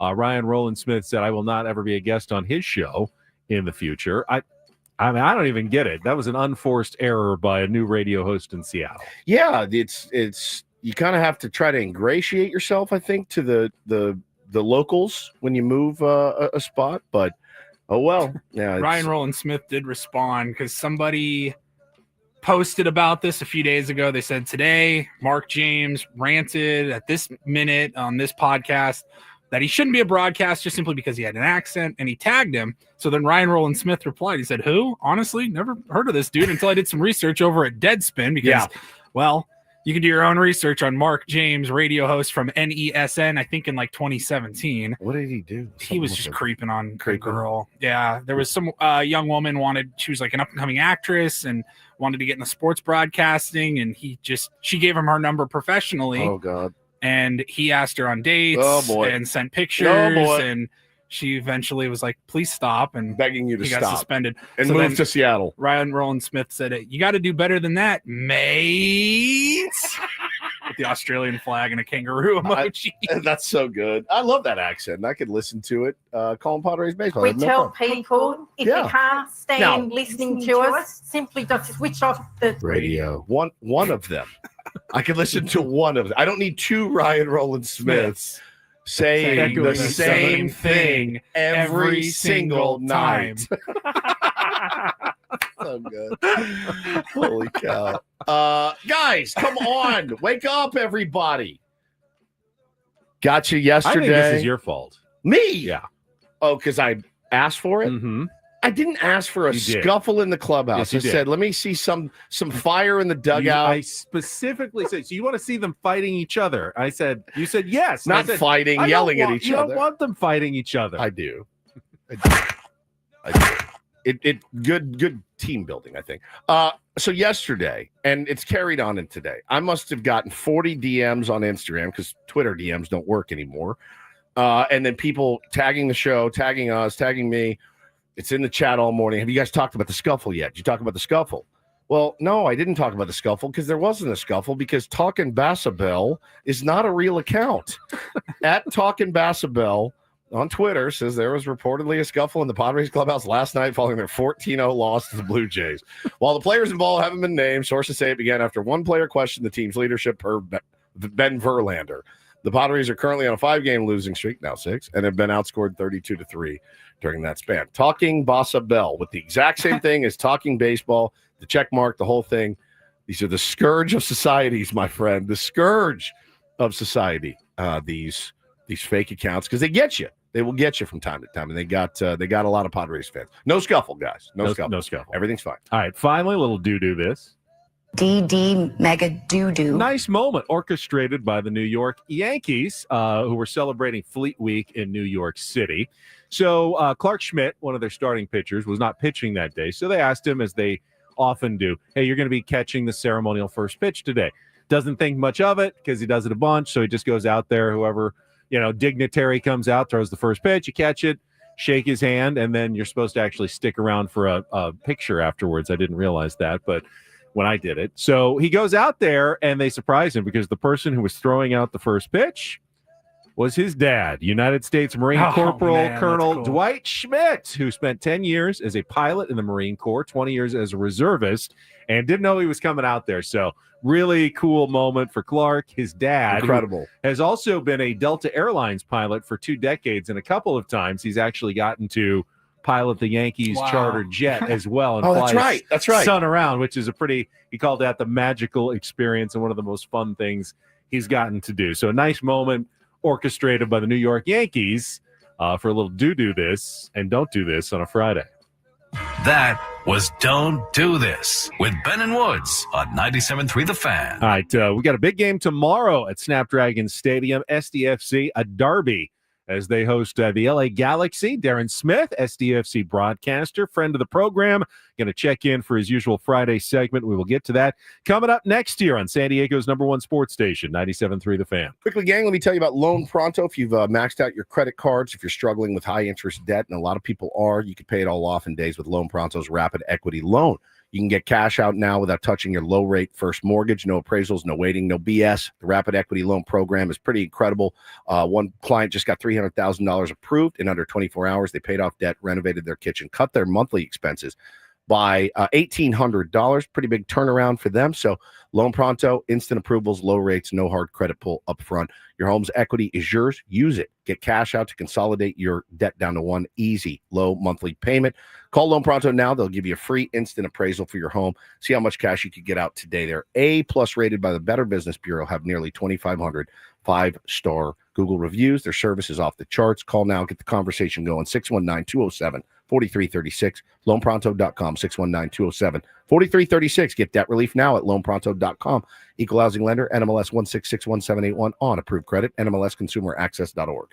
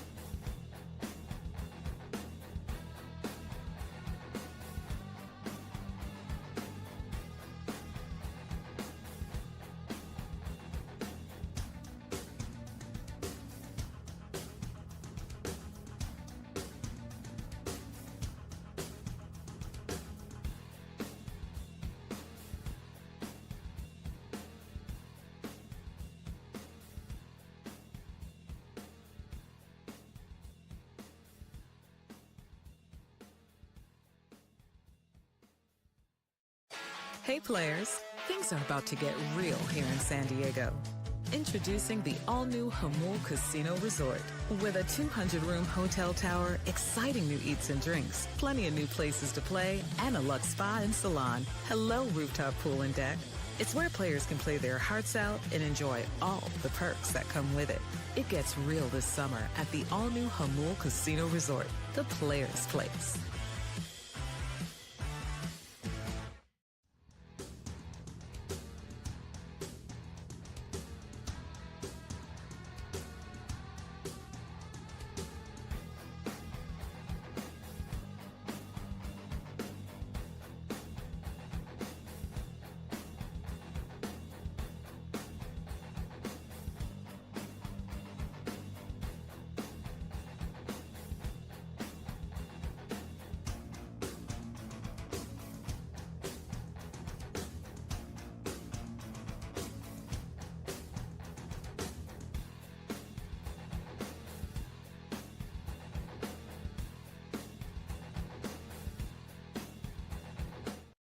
This hour of Ben Woods is brought to you by Frozen Ropes San Diego. Hey, parents, here's a message from Coach Kurt at Frozen Ropes. Is your child 6 to 12 years old? Then baseball's Summer League is the perfect fit for your player. Starting June 16th through August 17th, Summer League includes 8 practices and 8 games. Go to SanDiegoFrozenRopes.com. That's SanDiegoFrozenRopes.com. SDFC looking to get back into the scoring column after they were scoreless last week in a 0-0 draw. In their last match against Sporting KC. They play tomorrow, nationally televised game from Snapdragon Stadium against LA Galaxy. We'll talk with Darren Smith about it right after a check of traffic here on 97.3 The Fan. From the 855 Get Ross Traffic Center, protecting San Diego after accidents or injury, here's Kelly Danick. Traffic is brought to you by Valvoline Instant Oil Change, your 15-minute drive-through oil change. A couple things to mention here. They cleared that crash on South 163 before Friars Road, so looking better there. Getting reports of some sort of debris in the slow lane on northbound at 15 just before the 8. Also traveling on southbound 67 to the West 52 connector. We're getting reports of some trash bags across lanes. San Diego, before you cruise out this summer, stop by Valvoline Instant Oil Change. No appointment needed, just 15 minutes, and you're road trip ready. Valvoline Instant Oil Change, experts you can trust. Visit SoCalOilChange.com for coupons. And Kelly Danick with Ben and Woods, San Diego's #1 sports station, 97.3 The Fan. I'll say something. Woods over here, not easily impressed, but when Mikey Varas joined us yesterday, man crush. I mean, we're both really, really impressed with that guy. It's Darren Smith, SDFC broadcaster, joins us here on 97.3 The Fan. Darren, did you catch any of that conversation? We really liked what he had to say. I did, actually. I was going to start by issuing a compliment. You guys were great. I know sometimes, there's this level of, if it's not the sport that you feel the most comfortable talking about, how comfortable am I going to be? I thought he was great with you guys. I thought you guys were great with him. I did go back and listen to it a little later on. I went back and watched it later. And I know I sent a text or two to Woodsy there who sent me, I thought, one of the most flattering texts that he's capable of sending. He just says, Mikey V is a G. Straight up. I was like, Straight yes, up. Mikey Varas, he is a G. I love that. Make the T-shirt right now. I mean, again, you talk to him, you see his press conferences, and you had said, hey, man, it's like people still, us included, everybody, you ask him kind of the same questions, and he's been so great with everybody, and he's so convicted, and I appreciate that conviction in him. And I'm telling you, man, the smell of the locker room line is going to stick with me for the rest of my life. I have never heard it. All the coaches we've heard and talked to, I've never heard that before. I love that. Yeah, that was my favorite line too. And I think afterwards we were texting a little bit about, somebody that we all know pretty well, and Tim Flannery, in that, you have a guy who to be one of the most competitive people that you've ever met, right? I worked for years with Flan, and I can tell you sometimes when he would get talking, the veins in his necks would pop out. And on the flip side, though, he's a really chill guy, right? Yeah. Plays guitar. He wants to go surf. All the other stuff that comes with Flan. And Mikey's got a little bit of that. It's probably not a perfect comp, but, Mikey's a competitive guy, and you can hear it when you guys talk with him, and the way he speaks about things says it all. But on the flip side, and I may have said this to you guys, and if I have, just tell me to shut up, but, we're allowed to go into practice, or as Woodsy calls it, training. Yes. And when we walked in one day, I thought, hey, there's no players here. All the players are gone. All the players are off the field, for the open portion of media. And it took a second to realize that they actually were there. But what Mikey has them do is he has them sit in Savasana, right? You guys know Savasana. It's the end of yoga practice. corpse pose, and he has the entire team laying flat on the ground, eyes closed, just sort of centering themselves, being present. So he's got that flip side to him as well, where he's really, really a competitive guy. And he talked about the competition of trying to get into the starting 11 and trying to make the squad each and every week and all that. But the flip side is he's like, okay, everybody, 5 minutes, Savasana, here on the ground, take your cleats off, just lie down, absorb the sun, be next to one another, get yourself centered, clear your minds, and get set for what's coming up next match. We're doing that today on this show, by the way, Savasana. After we talk to AJ Preller, maybe we're going to do a 5-minute lay down on the floor, shoes off, and we're doing it. Just so you know, it's a great bit. It's a great bit. 5 full minutes. Darren, before we talk about tomorrow's match against the LA Galaxy, the international window's opening up here. Gold Cup, Luca De La Torre got called up for the U.S. national team. Very cool for him. I don't know what's going on with the U.S. national team. Maybe I'm a little out of my depth here, but it seems with the comments I'm seeing from their new coach, Mauricio Pochettino, that things are a little chaotic with the U.S. men's national team. I know it would have never flown. Mikey Varas was the interim coach before Pochettino took over. Might they have not been better off just keeping Mikey Varas as their coach going forward from what we've seen? I have no idea.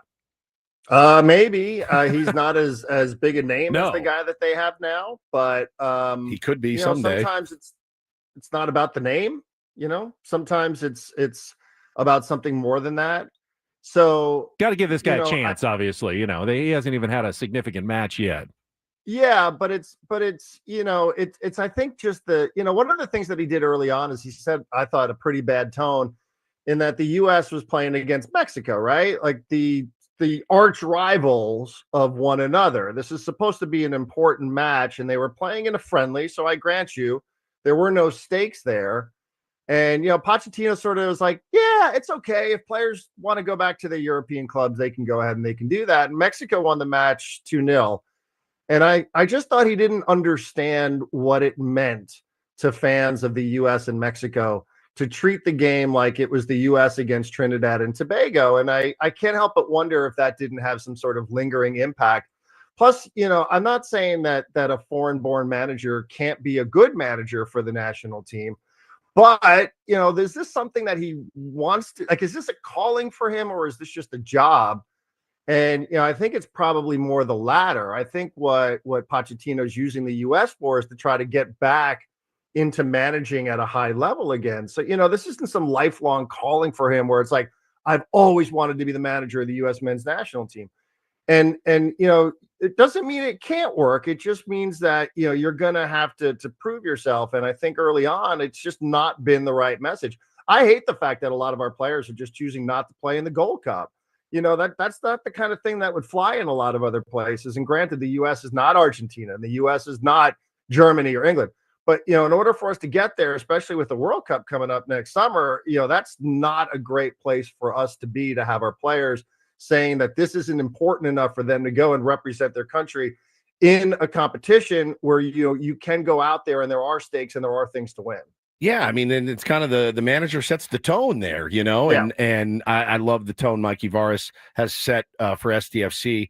Such an exciting thing. And after the interview yesterday, I found myself at home going, man, I'm such a novice but talking to him makes me want to learn more about it. And, it's like this game this weekend. I love what he had to say about the LA Galaxy. He's like, bro, you want to talk about metrics, not leading up to wins and quality of players and quality of play. He goes, this team is way better than their record shows. And those teams are always the scariest. I mean, it's like, because it's like the 2023 Padres. You're like, will it click? Had that team clicked in 2023, we win the World Series. I mean, truly, like the talent level was off the charts, and for whatever reason, it hasn't materialized. Do you agree with that assessment by Mikey about the game on Saturday? Absolutely. I went back, I was watching their most recent game. They played against LAFC this past weekend. What stood out to me is they played the same starting 11 in that game that they played against us in the first week. So, when you think, wow, this is a miserable run for them, they have no wins and 10 losses and 4 draws, and they're at the bottom of the standings. And, they're one of the worst teams. They're the only team in MLS that hasn't had a clean sheet, right? Hasn't had a shutout all season long. but yet, he's still like, I've got good players here. And they had to make some roster decisions because MLS is still a little goofy when it comes to salary cap, and players were hitting certain financial thresholds and they had to move on from some of their key players. But other guys are still there. Other guys are still there. And he's like, I believe that this is going to turn around. And I'm with you. It's interesting to start the season. What started this spiral for Galaxy was the match against SDFC, right? And so, if I'm their head coach, I'm like, how do we turn this around? We turn this around by beating the team that started our downfall. So, I'm like you, like it scares me. I know a lot of people look at standings and think like it's going to be a rollover here, and there will be goals in this game, which I think is advantage for SDFC.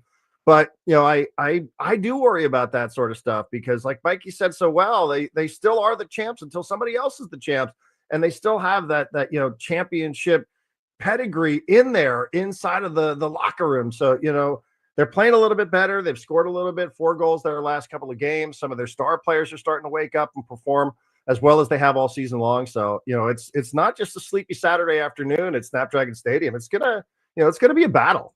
Talking to Darren Smith here on Ben and Woods, and maybe this is because I'm not 27 years old, but I do believe MLS has a bit of a barrier when it comes to their broadcast deal with Apple and finding the MLS season pass and convincing people to pay for it, which is why I think tomorrow's game is kind of important because there's no barrier. It's a nationally televised game on Fox in the afternoon on Saturday.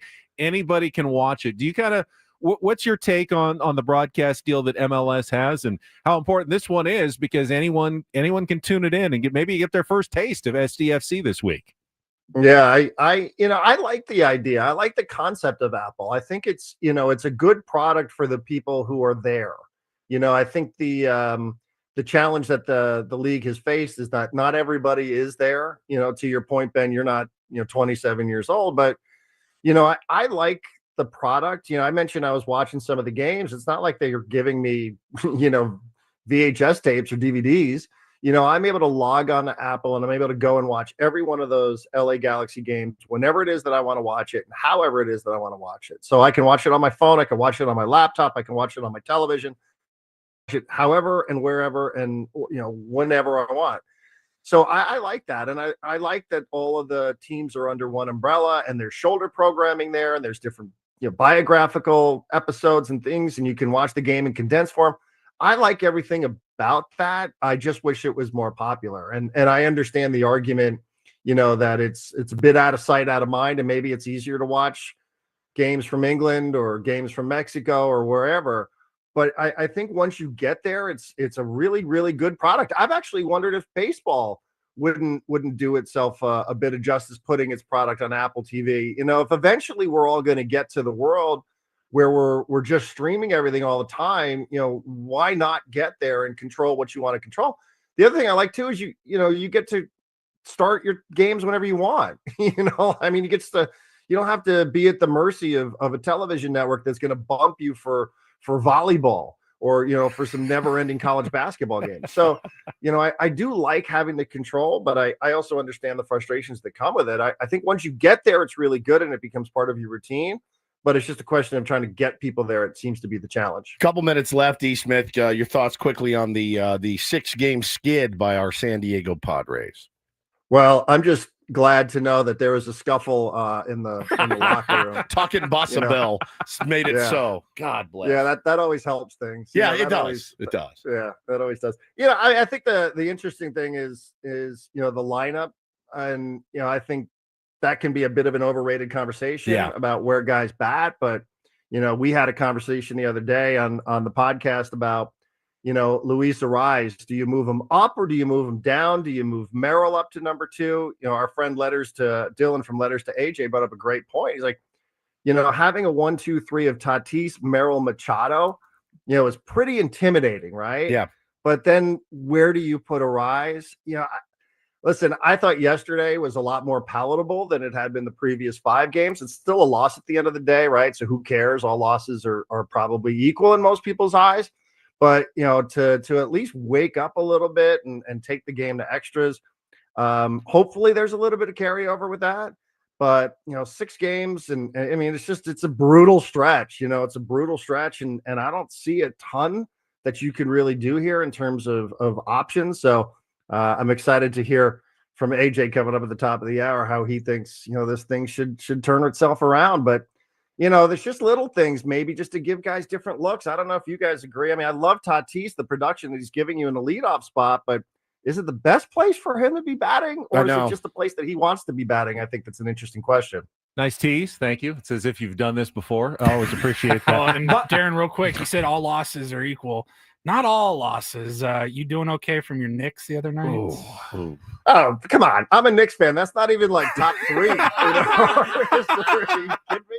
I felt like a baby that night. All right, be honest. That was brutal. A week like this, into this team. The fan base up in arms, Darren. And is this when you miss being on every day, or are you glad that you're not on every day on a week like this?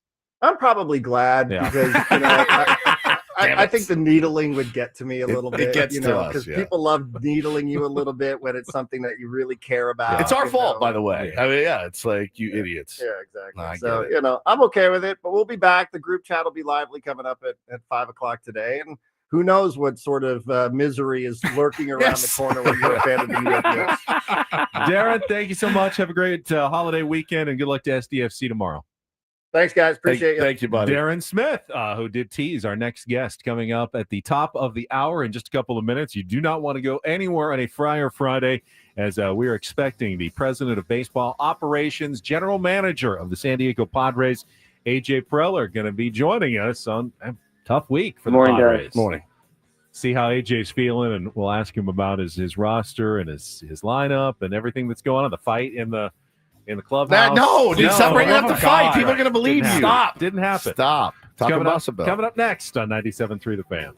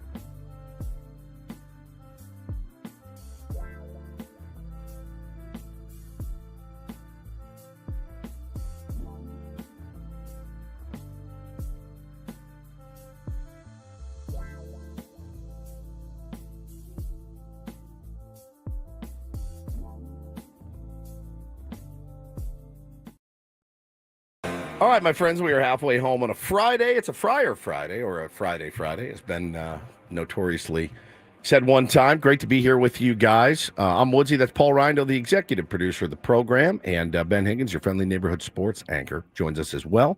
Waiting on the call from Padres president of baseball operations, AJ Preller. I believe Paulie has got him on the line right now, Benjamin. Going into the 3-day weekend here, Padres will be in Atlanta and then coming home on Monday to host the Miami Marlins. We have some tickets to give away a little bit later in the program for Tuesday's game, Military Hoodie Night at Petco Park. But joining us right now, the president of baseball operations and general manager for the San Diego Padres, AJ Preller. Good morning, AJ. Good morning, guys. Well, you did this. This is mostly your fault. You and Peter Seidler and Ron Fowler and Eric Rupner and, of course, Mike Schild and the players and the ones that came before. You have created a rabid fan base for baseball here in San Diego. When your team plays like they did this last week, they go a little bit insane, and we are the first people who have to hear about it every single morning. First line of defense here. What are you going to do? What are you going to do about it to make our lives a little bit easier here, AJ? Yeah, first order of business coming on Ben and Woods, and then we go from there. So it's obviously Braves this weekend, and I think it's ultimately what we've done over the last few years. It creates expectations, which is a good thing. You want that. You want people to expect the team to play well and do it consistently, and I think our fan base has gotten used to. A team that especially in the first month of the season, played really, really good baseball. It was fun to watch, and obviously over the last week we haven't played up to that level, and it's a long year, and ultimately now it's about now making some adjustments and getting back to playing the kind of baseball that everybody expects us to play. And obviously the players are the ones that do the playing, and they're the ones that have the most outcome on the game. Now, you've hit on so many guys. I mean, honestly, like, you don't get credit for the Gavin Sheets. You get roasted for some of the guys that don't work out. And when you look at kind of the production you're getting, AJ, everyone's talking about left field.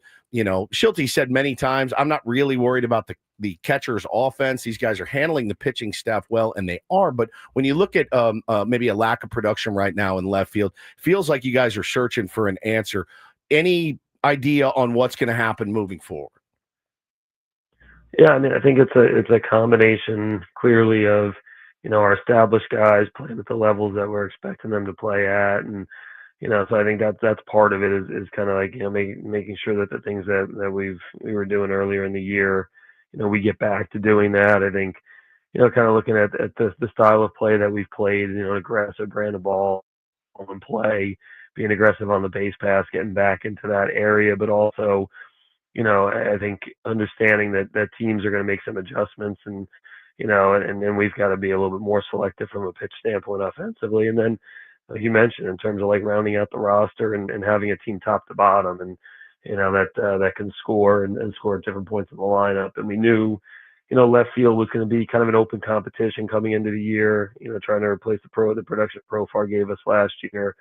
And we've gone about looking at some different spots, and that left field and the DH role. Sheets has obviously stepped up. But that's where, as we go throughout the season, that's our job to continue to look both inside the organization and then also look at different possibilities outside the organization to see what else is out there. If, to put together a team that, that can win a lot of games and, can attack from all different areas from a lineup standpoint. And, I think most of the year this year has been good from that front. Obviously, over the last week, we haven't really hit on any of those cylinders in terms of, getting the production from all different areas in the lineup. And, I think the left field piece, I think, we'll keep having those conversations and keep challenging the guys in house to see if they can play well. And obviously always keep an eye as we get into the summer months to see what else is there. When you talk about the in-house options, I mean, we saw, Tirso Ornelas briefly on the big leagues and, still working at it at AAA, not specifically with him, but when a guy comes up for a short period of time, how much, emphasis, evaluation can you do in, 14 at-bats, for a guy, whether you think he can get it done on the big league level or not? And how patient can you be when your team is obviously, going to be fighting for a playoff spot, trying to win this year and letting guys struggle for a while before they figure it out on the big league level? Yeah, I think that's, again, you gotta give guys some opportunity to either perform or fail, and it's baseball, so I mean, to sit there and make decisions, over the course of a few games or a series, probably not the best way to go about doing it. But I think at the end of the day, every day, you're in the big leagues, it's an evaluation period, and you get a sense, not necessarily, if it's, a guy goes, 6 for 8, that means a certain thing, but you see the way, the way guys swing the bats, the way they make adjustments, how they compete, how they fit in the clubhouse. I think all those things you're constantly evaluating. So, I think we've had a chance to, throughout spring training and in the season to get a feel for different guys. And even if it's limited opportunity, you do have a sense for what people can do. And you're trying to blend that with giving them enough time to kind of get comfortable into a big league setting, especially when you bring guys up from the minor leagues. That's kind of always that dance that we've got to do.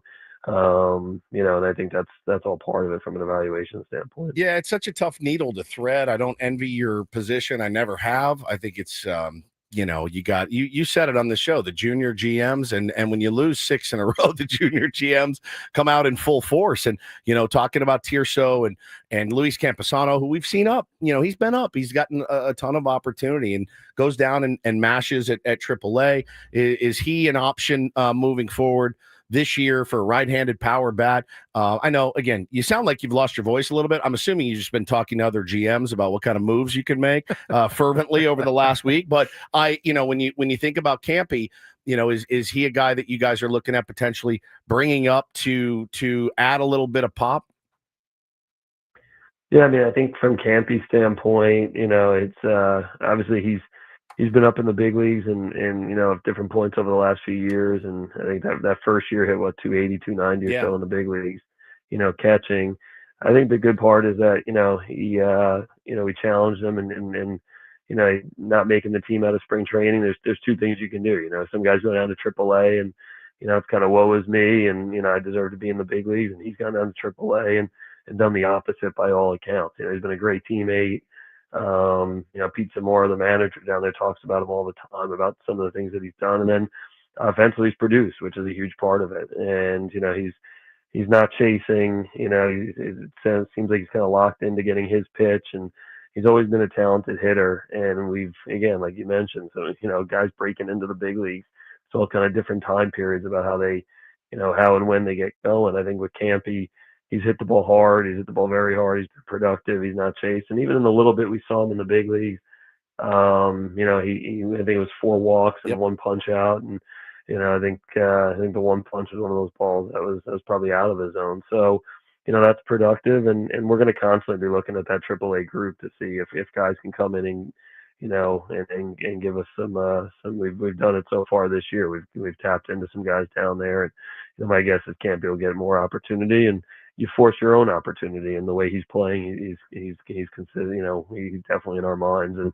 he's going to force his way back to the big leagues if he keeps doing what he's doing. Just another quick one for me, AJ. It's AJ Preller on Ben and Woods this morning. We kicked this around. Well, when you lose, 6 games in a row, you got to come up with new stuff to talk about. Everyone's got a solution. And one thing that a listener had brought up, and I can't remember if we've ever asked you about this, and I thought I got to ask him on Friday. When we acquired Jake Cronenworth originally, we were at the very first spring training he was at. We love, we love Crony. Crony's a great dude, great Padre.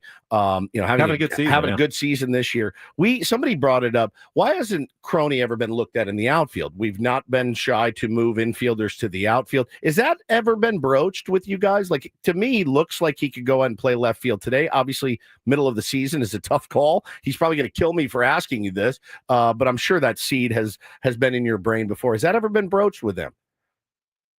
Not really with Crony. I mean, I think with Tatis and, obviously we've done with Toddy and Jackson and, and others. But I think, with Crony, again, for us, the ability to play second base and first base from a defensive standpoint, to see that as a huge positive and big time value for our group and our team. And, having somebody that thinks the game in the middle of the diamond like that, leads to winning. So I think with Crony, again, we've seen some of these infielders have gone to the outfield and played very well. And I'm not saying that Corey couldn't do it or anything like that, but I think the value that he brings, in the dirt, just from a defensive standpoint, I think we just, we just feel like that's been something that over the years has never really been. Hey, let's run this out to the outfield or anything like that. It's like having a real plus infielder at second base or at first base. I think it's kind of where our mind's gone. And I think again for Schulte and the staff, I think having some consistency in the infield with Crony and Xander up the middle, I think that's where their mind goes in terms of this current roster. Don't tell them I asked. All right, just don't mention it. All right. Talking to AJ Preller. AJ, what are your thoughts on MLB's extra inning rule? I mean, hasn't worked out for you guys this year. Worked out great last year. Worked out horribly in 2023. And Paul, we all kind of feel like it's kind of like flipping a coin sometimes now. It saves the bullpen from going to the 16th, but it's really hard to figure out how you're going to do it, especially when you're on the road and the home and road splits. It's so much the other different. team gets that last chance with a runner on second base. It always feels like they have such an advantage there. Yeah, in 23 and 25, I've been very vehemently against that rule and trying to change it strongly. 24, I kind of liked it in 4. It made sense. So, again, I think a lot of the rules MLB's put into play over the years, in the last few years in terms of the time of game stuff and the speed up stuff, I think is made for a better product. And I think I think the extra innings, it took me a little bit to get used to it.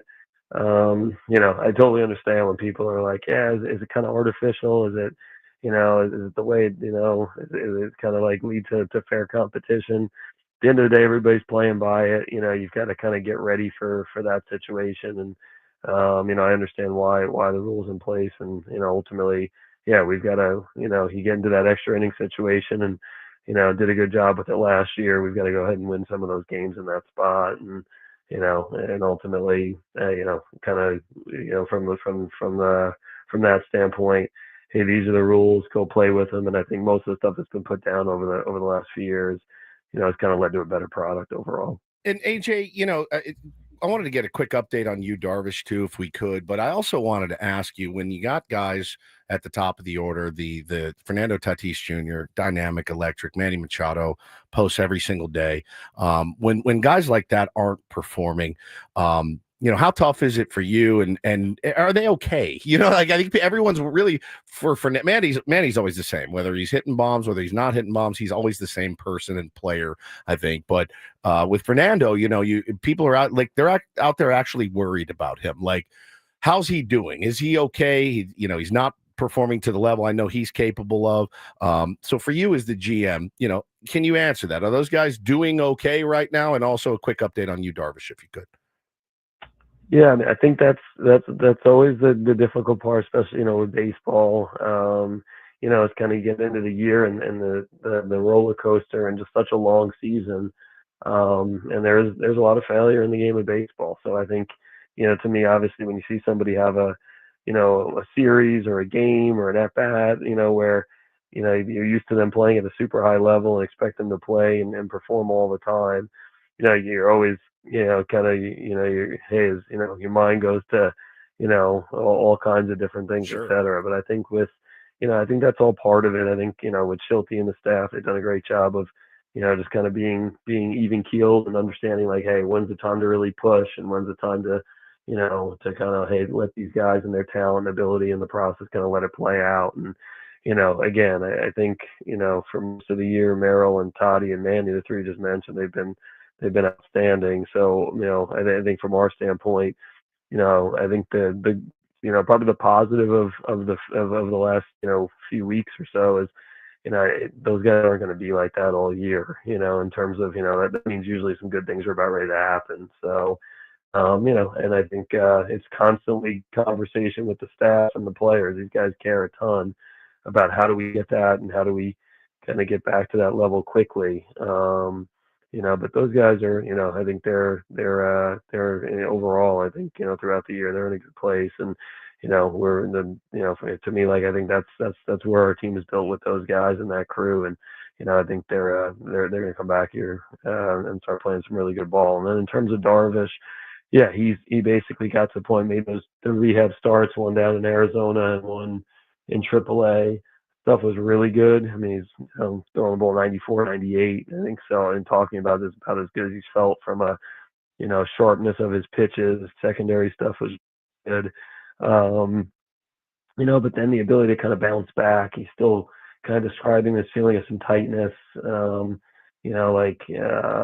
the forearm, and then, just kind of coming back where he's able to still play catch, and he's like, yeah, he's still, throwing and playing catch and progressing there, but just getting to the point where he's like, hey, I'm ready to go pitch in a big league game, make 80 pitches, and 5 days later, not put the team at a disadvantage, from a bullpen standpoint or from a pitching rotation standpoint. He hasn't gotten to that stage yet. So, it's constant conversation with our medical team. It hasn't been anything new or anything like that that's popped up. It doesn't really feel like a setback or anything there.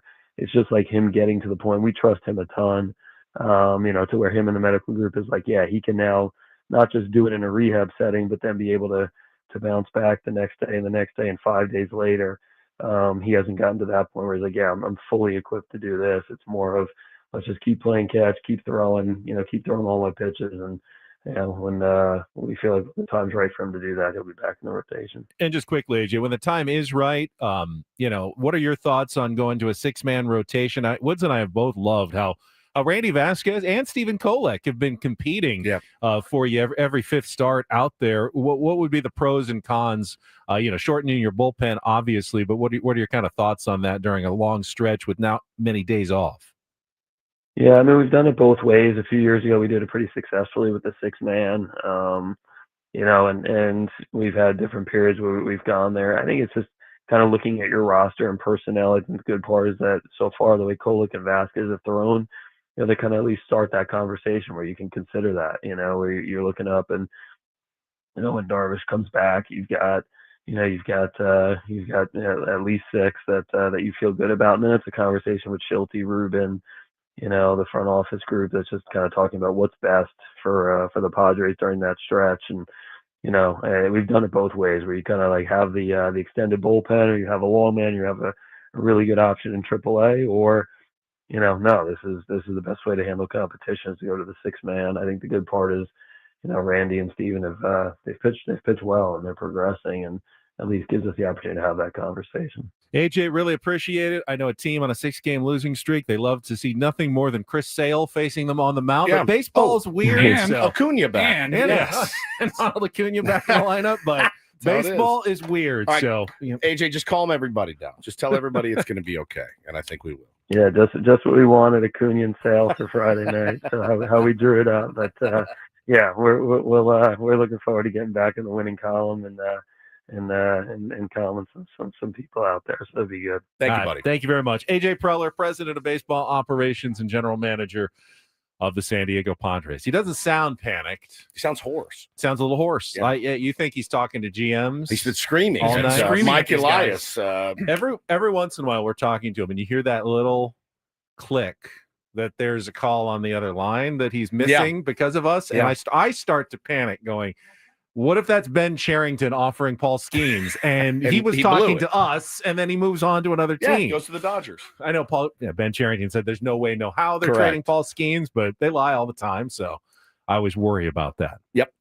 All right, we'll take a timeout. We can react to what you just heard. We also have some Take on Woods coming up either next segment or the segment after. But if you want to get online, 833-288-0973. I'll have to play a little catch up after a good long conversation with AJ Preller. It is all coming up next on San Diego's #1 sports station, 97.3 The Fan. First, Woods and I want to tell you, before we go into a 3-day weekend, you get something off your plate today. Right now, in fact, by going to trustandwill.com and answering some simple questions over 15, 20 minutes or so. And at the end of the process, you will have a legal will and testament or even a trust that you can set up your assets to make sure your family is taken care of if something should happen to you. Got the best compliment from Mrs. Woods this morning before I left. She goes, every time you guys talk about trust and will, it literally makes me want to go get a trust or a will. And I did it over the holidays and sat down, and it was really easy, man. 20 to 30 minutes is all it took. When you do go to trustandwill.com, when you check out, make sure you put in the code FAN, F-A-N. You're going to get 20% off plus free shipping of your estate documents. So they make it easy for you. They make it affordable for you. It's really a no-brainer also. Prevent family drama, avoid disputes. Most of all, you're getting your own peace of mind. Yes. So, you hopefully don't need it for a very long time, but you have it.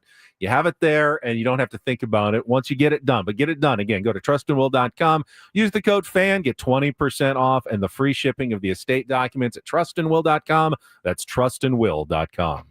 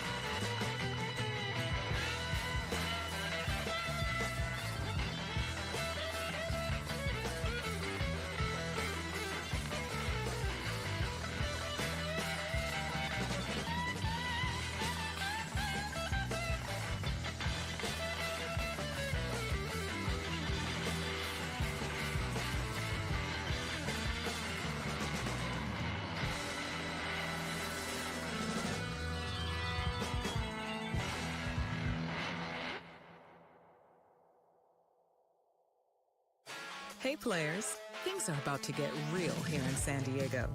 Introducing the all-new Jamul Casino Resort. With a 200-room hotel tower, exciting new eats and drinks, plenty of new places to play, and a luxe spa and salon. Hello, rooftop pool and deck. It's where players can play their hearts out and enjoy all the perks that come with it. It gets real this summer at the all-new Jamul Casino Resort, the players' place.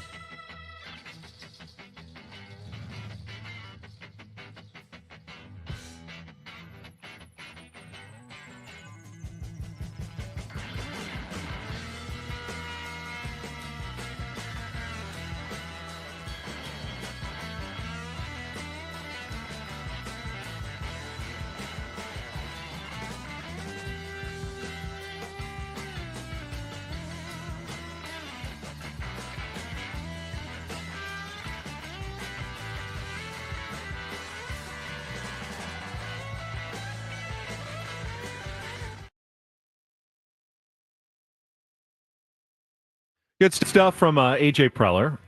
Definitely got a text during the interview from our boss, Adam Klug, who said, did he just casually throw out that Yu Darvish is feeling some tightness in his forearm? He did say tightness in the forearm in terms of his recovery from each start, but I also didn't get the sense that they were panicked about it. He explained Yu Darvish, when he comes back, he wants to be able to pitch every, fifth day if they need him. And he just felt like, man, it's still kind of a slower recovery. Remember, Yu Darvish didn't really have a spring training. I mean, he started spring, but didn't have a full spring training to stretch out. He's only made 2 rehab starts, one in Arizona, one in AAA. And perhaps he feels like, hey, I may need a little more time just to get back to where I feel like I can, pitch every 5th or 6th day. Because if you can't do that, what's the you're kind of a purpose? roster liability. Now, the stuff, though, he said, was there. He's throwing 94 to 98. Good movement. I mean, looks like Yu Darvish when he's out there. To me, that tells me Yu Darvish is still going to play an important role on this team at some point going forward, but they're not going to rush him back because there's really no emergency when it comes to starting pitching for the Padres. No, and the other thing I thought was important was that we trust Yu Darvish. He knows when he needs to come back. Again, there's no rush, so no big deal. Nothing we didn't kind of already know. But I'm not going to panic about Yu Darvish because Yu Darvish hasn't really been in the picture at all. So I'm not going to panic about guys that haven't been here yet. Right, and other than that, he's kind of like Mike Schilt. It feels like his star players are going to once again start performing, and until they do, you just have to kind of be patient. Kind of roll with them, yeah. And Patience is hard. It's very, very hard. I'm not great at it, and I don't think Padres fans are either, and I don't blame you. I don't blame you even a little bit. I'm kind of with you 100%. It's frustrating. 6-game losing streaks are very, very frustrating. And I'm also not a big moral victory guy on the fight yesterday. As far as how much they fought back, it was great, all that. But at the end of the day, man, it's just another L in the column. So you got to figure out a way to right the ship against Atlanta. They're not playing their best baseball either right now. So I feel more confident, I guess, heading into the weekend series than had they lost 5-0 yesterday. It's such the nature of this game, though, that you could go out and just pound Chris Sale tonight. It's just dumb. Baseball's dumb. It's stupid. And to talk about it every day is even dumber. And then as for the left field position, it sounded to me that AJ is certainly open to all solutions. Yeah. All the way from Jason Hayward just gets going to bringing up Tirso again and trying him out there, going again with Brandon Lockridge, or not Jake Cronenworth, though. Not Jake Cronenworth, or making a trade. And they are exploring outside the organization as well. What options are out there? And we've talked. Taylor Ward's probably not an option. The Angels won their 6th in a row or 7th in a row. Yeah, he hit his 14th yesterday. Homer. Yep. I mean, they're climbing into contention in that division. With the A's have lost 8 or 9 in a row, they're falling off. Mariners are still on top, but the Angels are going like, this is as good as we've had it in years. They're not trading anyone. No. Did see Ken Rosenthal wrote this morning. One team that may be willing to start at least considering trades, the Baltimore Orioles, probably the most disappointing team in baseball. Now, they're not going to be trading their core young guys coming up. They still believe in those guys. But a rental like Cedric Mullins, who is going to be a free agent at the end of this season, he's a center fielder. Center fielders generally can play anywhere in the outfield, though. He's a 240 hitter, always is like a 235 type hitter. Has some power, though, 10 home runs. That might be someone that, could be available earlier rather than later if you were looking for an outfield option via trade. Do it. For not an arm and a leg. Yet some prospect probably appeals to the Baltimore Orioles. They would shed the rest of his salary. I think he's making a little under $9 million this year, so prorated. Now we're down to around the 6 level for the rest of the year. Can the Padres fit that in their budget? I got no idea what that looks like, but those are the kind of names you're kind of looking at right now is potential trade targets. All right, we're going to take a timeout. If you want to call in, we'll play Take on Woods here in our next segment in the bottom of the hour. Last chance this week to try to qualify for our grand prize drawing trip to Las Vegas. It's our 5-question musical trivia challenge. Woods via a Tier 1 versus a Tier 1. We'll get to that next with Ben Woods on San Diego's #1 sports station, 97.3 The Fan. Saw the EcoWater truck driving through the neighborhood yesterday. We honked and waved, and I thought, man, another satisfied customer. Very happy that we have the EcoWater system in our home. Got it a couple of years ago and never looked back and never will look back. Couldn't even imagine getting the big bottles delivered or anything like that anymore. It's been great on everything. We just had the plumbers out this week as well. They said our pipes look great. A lot of that has to do with EcoWater, soft water instead of hard water. Hard water can wreck your plumbing, your appliances, your water heater. If you ignore it, you have to do a whole home repipe. That's about $24,000. I'll pass on that. We trust EcoWater SoCal in our home. Best water you will ever drink. Check out their EcoWater alkaline filters. It takes hydration to the next level. Soft, purified water. Total game changer. We are super, super stoked. And we will be EcoWater customers for life. It's simply the best. Try the Soft Life and alkaline water today for just $9.95 a month. You can also get a free in-home water test. They'll test what you've been drinking, what you've been bathing in, what you've been feeding your kids and pets and cooking with. Call 760-350-3338 or go to ecowatersocal.com. Make sure to tell them Woodsy sent you.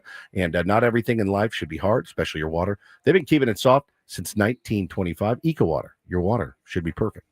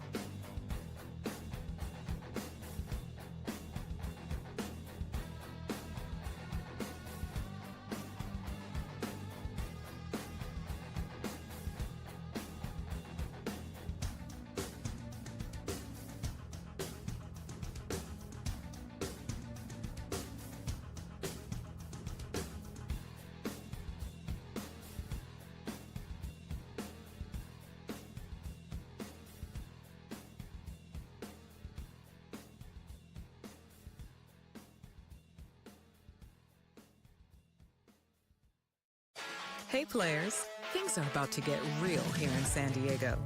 Introducing the all-new Jamul Casino Resort. With a 200-room hotel tower, exciting new eats and drinks, plenty of new places to play, and a luxe spa and salon. Hello, rooftop pool and deck. It's where players can play their hearts out and enjoy all the perks that come with it. It gets real this summer at the all-new Jamul Casino Resort, the players' place.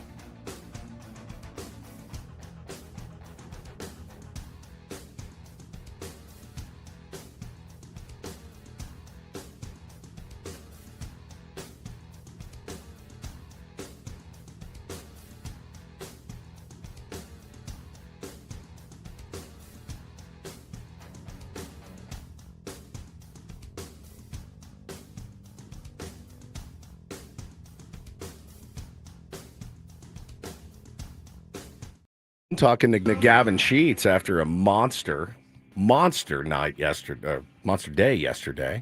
What a performance by him. Yeah, prior Friday guest for Gwynn and Chris this afternoon. Gary Bonds. Yep, Gary Bonds came through. Very timely. Some interesting. I was looking through. He had the exact numbers, but of course, Giannis saying he got a poodle. Tom on Twitter was pointing out that Gavin Sheets always had power, but wasn't really using it that much with the White Sox, and that maybe he was trying too hard to make contact, and his strikeout rate was pretty low for a power hitter, and suggested way back in spring training, perhaps he, strikes out a little bit more, but tries to hit more home runs. Yeah. And his strikeout rate is up a little bit, but his power numbers are now up, significantly with 8 bombs already this season.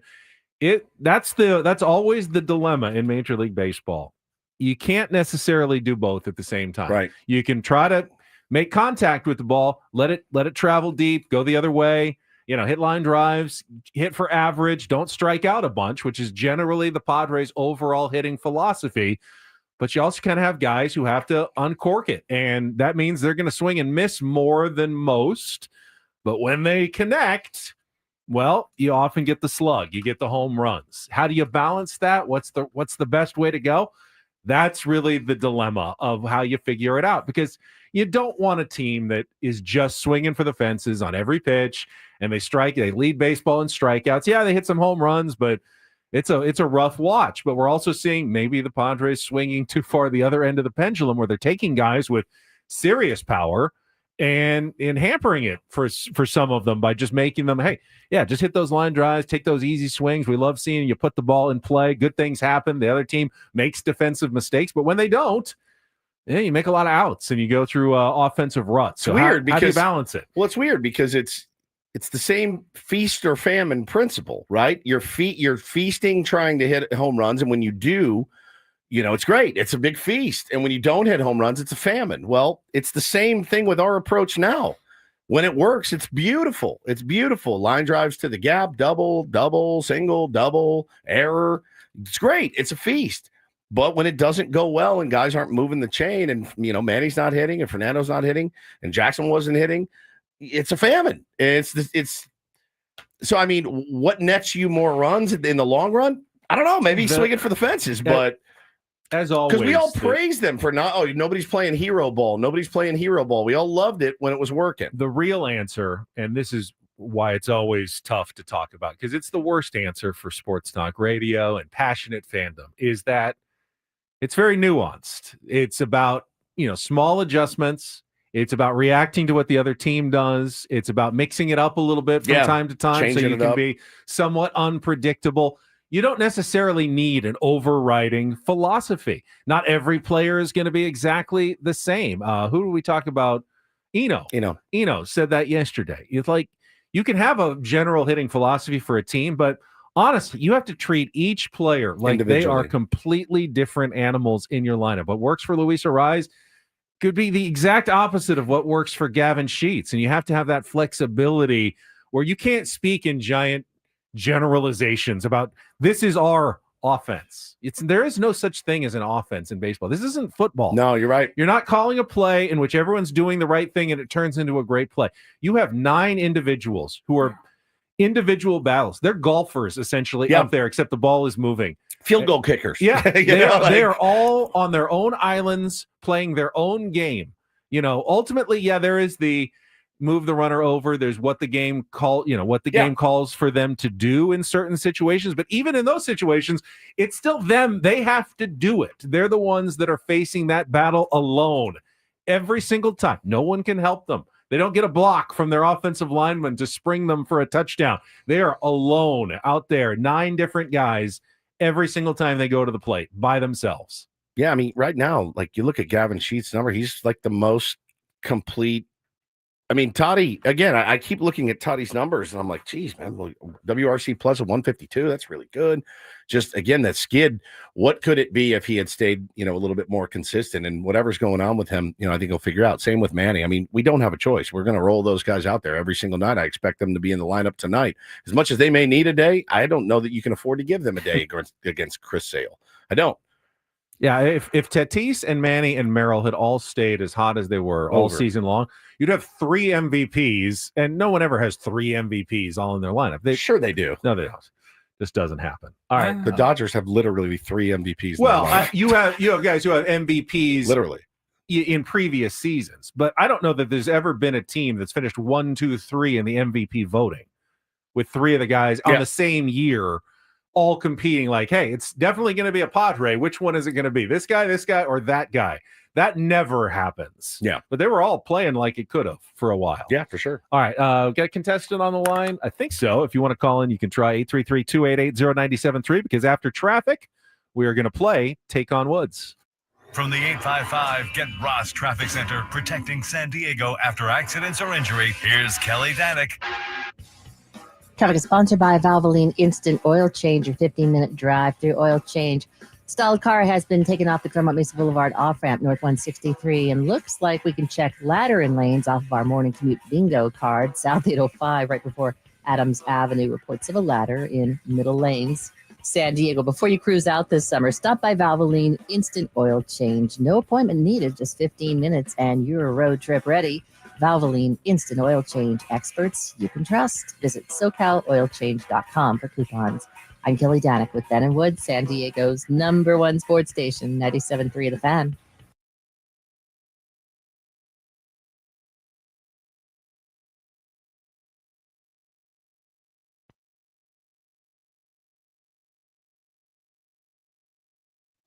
All right. I think Brandon wins the patience battle. Brandon, are you still there?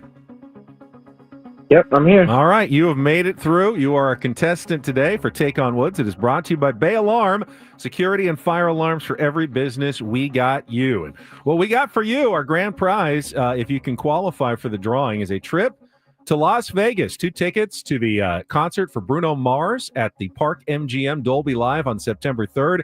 2-night stay at the Park MGM and a $100 gift card. Tickets are on sale now at Ticketmaster.com. You just have to beat or tie Woods in our 5-question musical trivia challenge. And to give you the advantage, let you pick the category. We keep Woods in the dark. He is no longer in the studio. So here are your choices. Luck O' the Irish. 5 song titles or artists with an O apostrophe in the name. When Is Now. 5 song titles that begin with when. That's an all 2-second song category. And so is our new category. It's called That's Creepy, Dude. Those are 5 songs all about being stalked. So we've got Luck of the Irish, When Is Now, and That's Creepy, Dude. Brandon, what would you like to play? Let's go with the new one. That's Creepy, Dude. That's Creepy, Dude. All right, Paulie just put this one together for us yesterday. 5 songs all about stalking. You'll have 60 seconds to get as many as you can. They are all 2-second songs, so to score each point, you'll need to give me the title of the song and the artist. Up to 5 being the perfect score. Woods will go second. We'll compare scores at the end. Brandon, are you ready to play? I'm ready. All right, Paul, you got the file out? You ready to go? All right, again, category is called That's Creepy, Dude. You'll have 60 seconds on the clock. Your time begins when Paul plays the music. Good luck, Brandon. Let's take on Woods.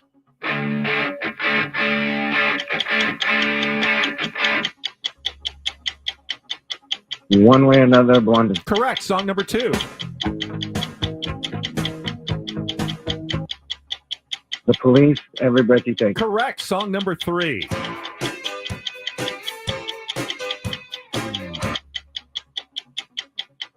Hall & Oates, Private Eye. Correct. Song number 4.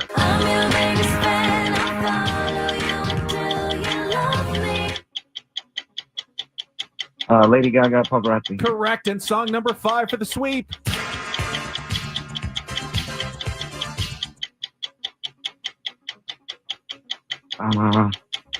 Obsession and Emotion. Yes! Well done, Brandon. That was impressive. You crushed that. You were in the drawing. Stay on the line. The only question is whether Woods can match you with those same 5. I don't know if he can. That is very well done. All right, Brandon, your score is locked in. Let's bring Woods back in. So you throw your head back and scream. What the hell's going on? We got an all here? 2 seconds. It's always fun when we have all 2-second songs. Is it fun? Yeah, time was running out, getting near the end. Okay. All right, you don't get the category. Nope. 60 seconds on the clock. All right, if I win, Padres win tonight. Good luck, Woods. Let's take on Brandon. One Way or Another by Blondie. Correct. Song number 2. Every Breath You Take by the Police. Correct. Song number 3. Private Eyes by Hall & Oates. Correct. Song number 4.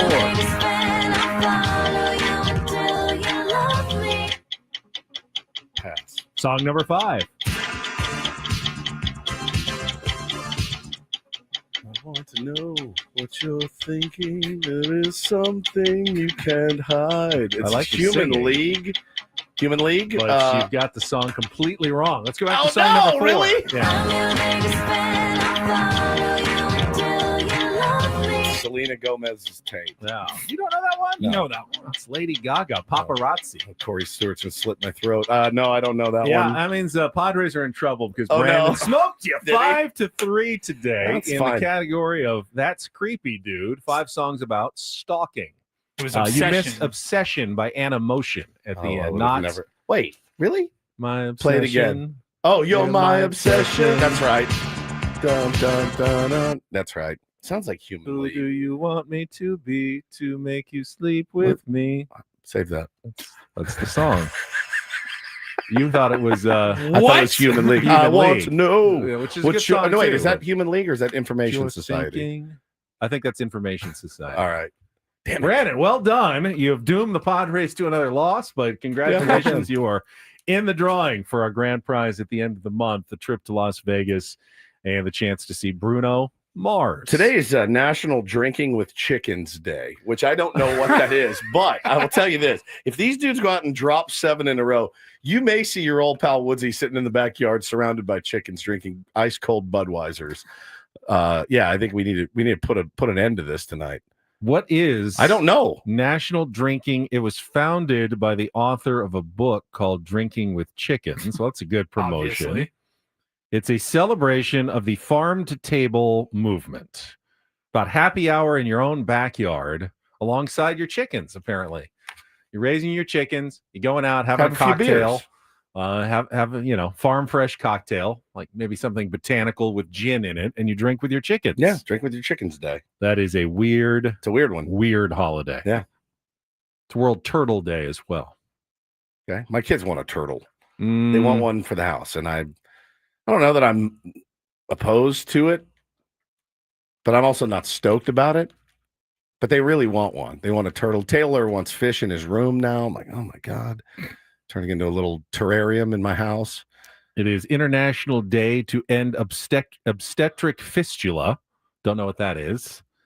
And it is fistula. And I'd like to wish Rolf Bernerschko a very happy World Crohn's and Colitis Day. What? The roast is over. The roast is over. Not a roast. Dude. He's done a lot to help fight a horrible disease that he contracted. So many people are saying in the chat, don't get a turtle. Yeah. Don't get a turtle. They're not good pets. Dirty. They're Yeah. dirty? Oh, yeah. Stink. Oh, they stink? Smell. Pass. Yeah, that's not going to When I was a kid, I was, probably 10, 11 years old. A buddy of mine in elementary school was getting rid of his pet turtle and asked if anybody might want it. Yeah. Of course, I said yes, begged my mom. She said, okay. Took about 24 hours, maybe 2 days to realize why Brian had to get rid of his turtle, and his mom It's always got to be the first question. Yeah. If someone's getting rid of a pet, why? Why are they doing Here, it? I found out. I gave you a turd on a paper towel. It's the same smell. Do you have to wash them and stuff? Boy. Yes. All right. Sounds like a nightmare. All right, we're going to pass on that thing. Uh, What's fistula? I don't know. Don't they stay at the Fistula Hotel in Milwaukee? We'll when look they it go? up during the break. Fister? Yeah, absolutely. I don't think that's it. We're going to come back. We got our Rindle Report, final hour of Ben Woods still to come on San Diego's #1 sports station, 97.3 The Fan.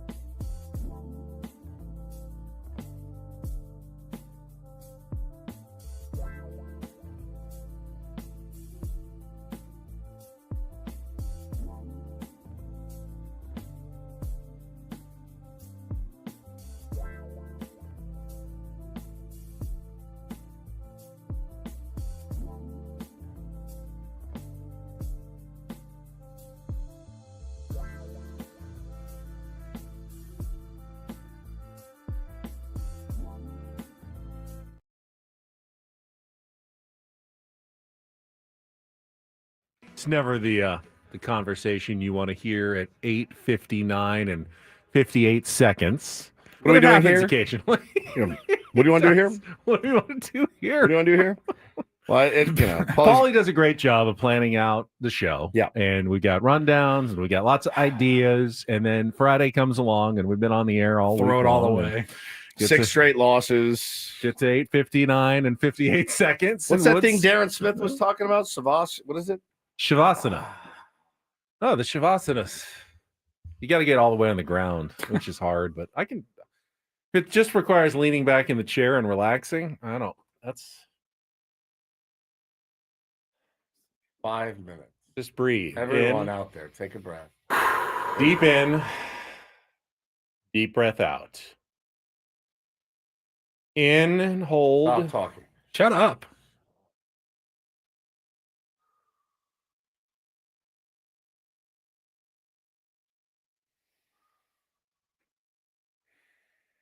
Feel better already. That's good. Yeah, good. You gotta slow it down every now and then. Very Oh, much. I love Now that. I'm ready. I love that music, man. I really should start playing that stuff when I sleep. That kind of music. I watched Heat last night, falling asleep. That's not ideal.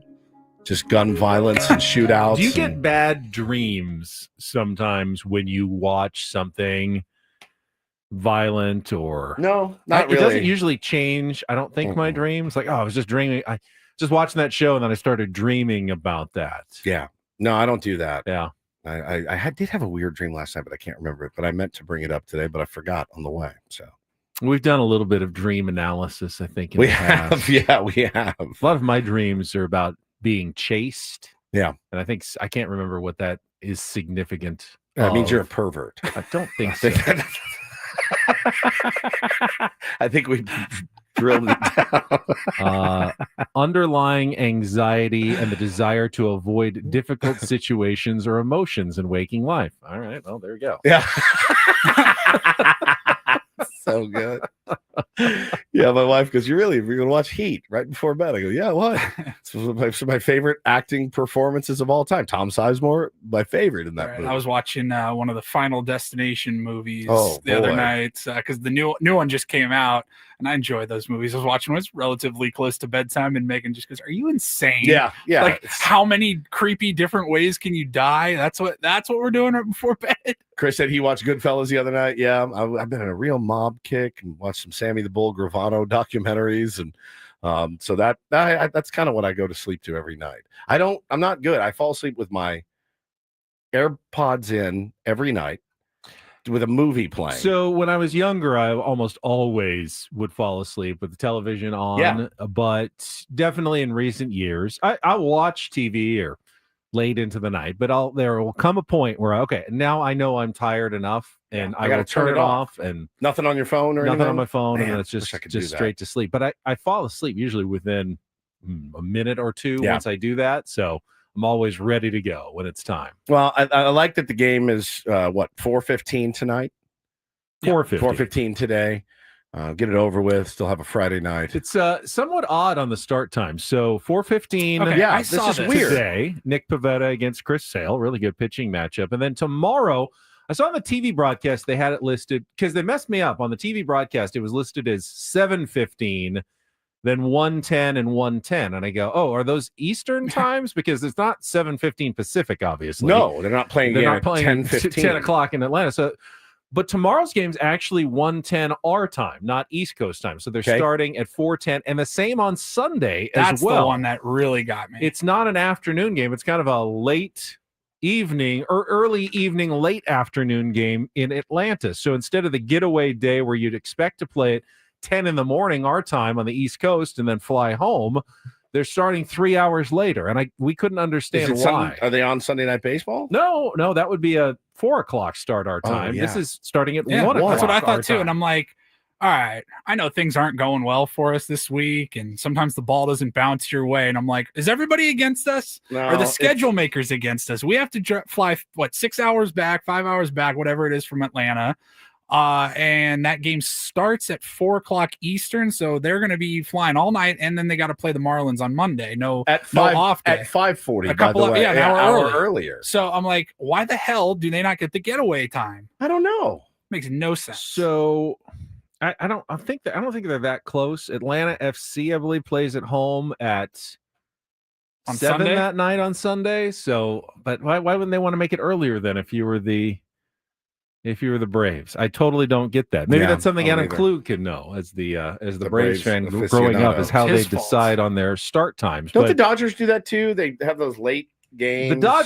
The Dodgers will, on the midweek getaway days when everybody else plays in the day to let the road team get out of town. Yeah, they will make you play a night game because in LA they rarely do midweek day games. I guess they just feel like the downtown traffic and everything would be too much of a nightmare. So they only generally play night games during the week. And you saw it last week with the Angels in town because, well, they didn't have to go that far. Right. They weren't flying across the country. Right. Padres are. Interesting. And have to play on Monday. It's Memorial Day. It's an early. So they're going to get in at Isn't even an early start on Monday? What's 5:40? Yeah. Memorial So Day. you got to fly back late. Not middle of the night late, but late on Sunday. And then you pick got up an 3 earlier hours. Start on Monday. Yeah, pick up 3 hours on the way back. Yeah, listen, you just got to win. Really, I mean, honestly, like you can't. Well, it won't affect them on Sunday. I mean, they got to win either way. Yeah, you got to win. You got to win. It's the turnaround on Monday. Yeah, that turnaround. you're kind of. Why are you forcing us to shorten our turnaround on Monday? Got the Miami Marlins in town next week, so that should be a bit of a soft landing. But I'm not going to be so bold as to say that the Marlins can't go out and beat the San Diego Padres, especially the way that they are playing right now. There's no dodging good pitching in Atlanta. I think all of their starters are pretty good, but you are missing both Spencer Strider and AJ Smith Shaver in this series, who's been really good lately. Game 2 will be Michael King against Grant Holmes, and then Game 3 is Dylan Cease against Spencer Schwellenbach. Good. So that's your pitching matchups. Yeah, we got the big guns going in Atlanta, man, and you got to find a way to salvage this and get back in the win column because 0-6, you can't turn into 0-9. Many in the last 9 games. I don't want it for them. But yeah, I mean, look, there's still plenty of time left to right the ship. Hopefully, this is the lowest that it gets. But yeah, as Schilt mentioned, never had a 6-gamer here under Mike Schilt. The first 6-game losing streak for him. He did look a little. Kind of sounded and looked a little bit, I don't want to say rattled because I don't think he gets really rattled, but that's not something he wants to continue. We did all agree with his comments when he said those are the kind of games that get you out of it. I don't know, it would have been even better had they won it. That would have been the perfect game to get out of it. Clutch hits, home runs, big win at the end. They were this close to having, the complete day to get you out of it, but certainly the process of battling to the end and hitting a couple of big hits and getting some hits with runners in scoring position and extra innings likely is going to help them mentally going into this series. I sure hope so. But they still have a 6-game losing streak that's hanging over their heads. That's right. Elsewhere in baseball yesterday, Rockies are just so bad. They got shut out by the Phillies 2-0. They have lost 5 straight. That's nothing for them at this point. They lost 17 of their last 19, and now at 8-45. It's the worst start since 1895 in Major League Baseball. Did they beat the White Sox?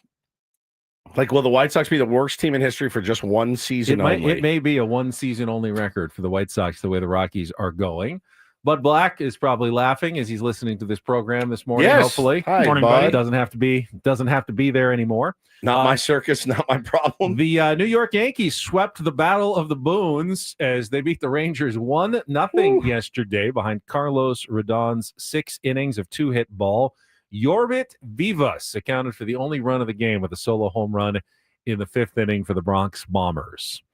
Guardians got a really good pitching performance by Tanner Bybee. They shut out the Tigers 7-0. Astros beat the Mariners 9-2. George Kirby, good news for the Mariners, came off the IL, made his first start of the season, did not perform well, though, loses his season debut. And the team the Padres are about to face, the Atlanta Braves, lost in 10 innings to the Washington Nationals 8-7. Believe they lost both games in the series and one was rained out. Of note, though, in that game, Robert Hassel III made Yes, his Major that's League right. debut for the Washington Nationals, former Padres prospect, got his first 2 big league hits and scored the walk-off run on a single by Ahmed Rosario in the bottom of the 10th inning. They've really milked that trade very well to their favor, haven't they? You know, it's funny because there's been a lot of revisiting of it. You know, so much with James Wood off to a good start. C.J. Abrams is C.J. Abrams, and now Robert Hassel III is in the big league. Mackenzie Gore has had a good year. There's a lot of revisiting of that, and I think the narrative is starting to change. Did the Padres make a big mistake? You know, renting Juan Soto, didn't get what they expected out of it in 2023. Did get to the playoffs and made a nice run with him in 2022. You can't take that away. No doubt. Got to the NLCS and, you know, had a chance to win a World Series that year. And we all loved what they had in 2023. It didn't work out. AJ then made the most of what was left by trading for 2/5 of his starting rotation now in Michael King and Randy Vasquez. Got a good season out of Kyle Higashioka that helped them get to the playoffs last year on the back end of that trade. And, of course, parlayed Drew Thorpe into Dylan Cease. So, in a way, you can say he got 60% of his current starting rotation out of that trade, flipping Juan Soto back. So, I don't know that the Padres lost the trade with the Nationals. They did quite well out of everything that they did, and the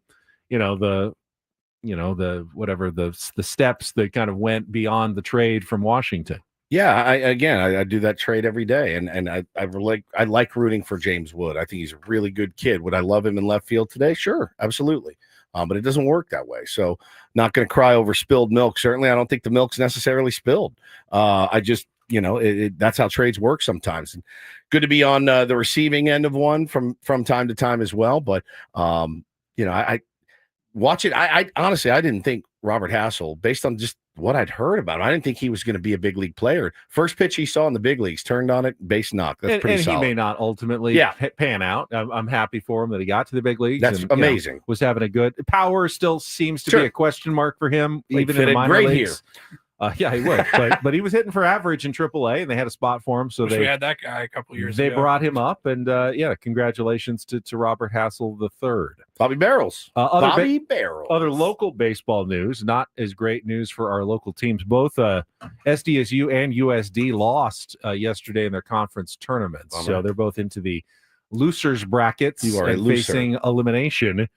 They need to sweep their way through. USD is the big, they were the number 1 seed, though, and they lost their opening game to Loyola Marymount. So they got to go the hard road now back through the West Coast Conference tournament to try to get to the NCAA. They're capable of it. They've taken the hard road this year. They've essentially been in the losers bracket all season long after their 6-24 start.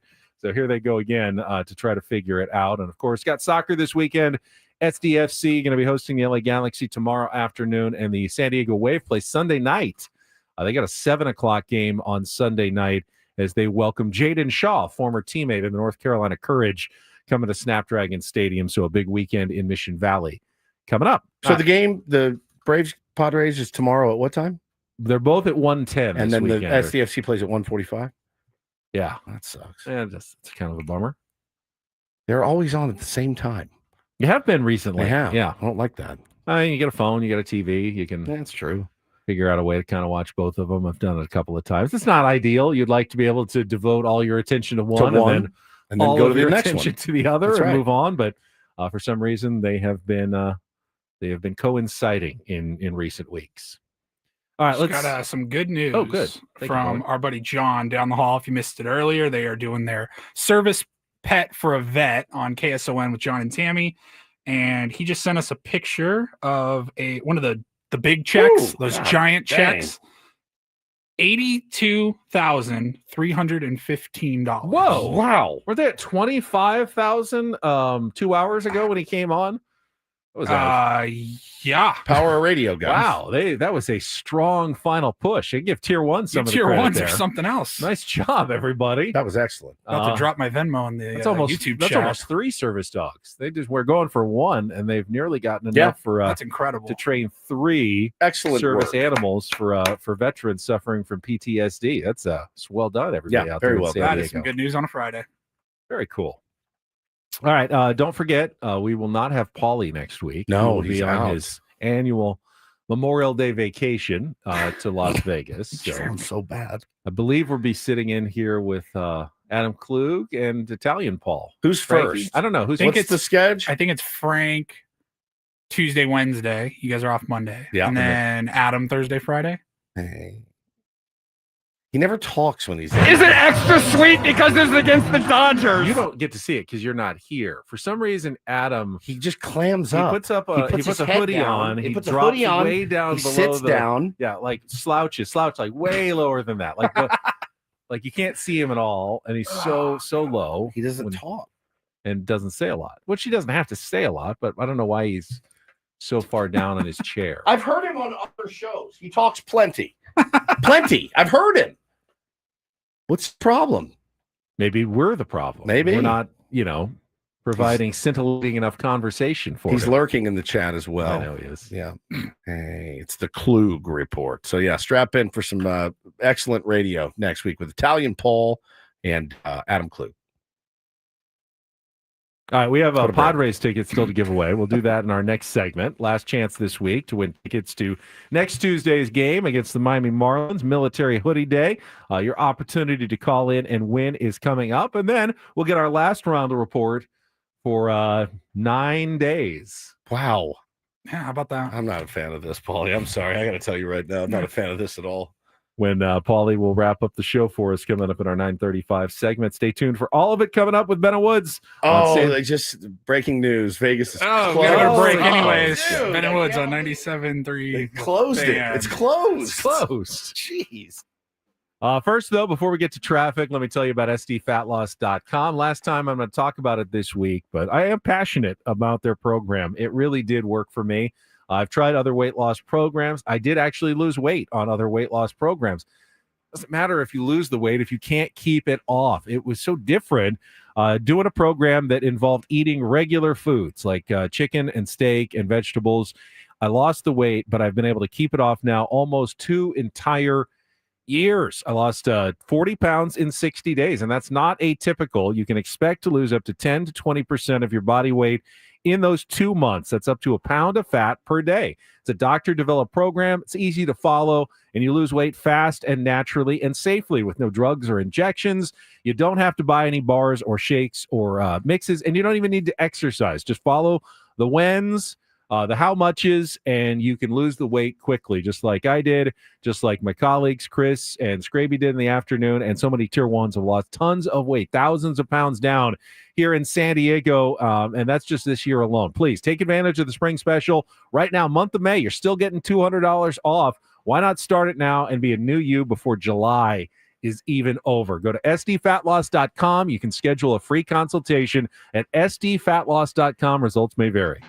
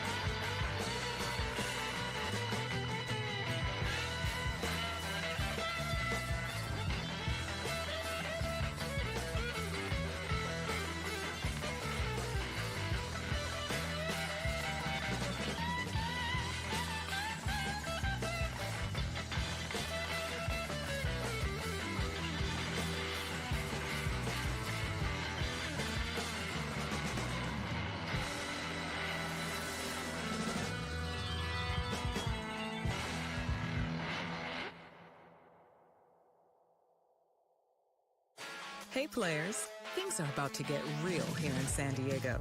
Introducing the all-new Hamul Casino Resort. With a 200-room hotel tower, exciting new eats and drinks, plenty of new places to play, and a luxe spa and salon. Hello, rooftop pool and deck. It's where players can play their hearts out and enjoy all the perks that come with it.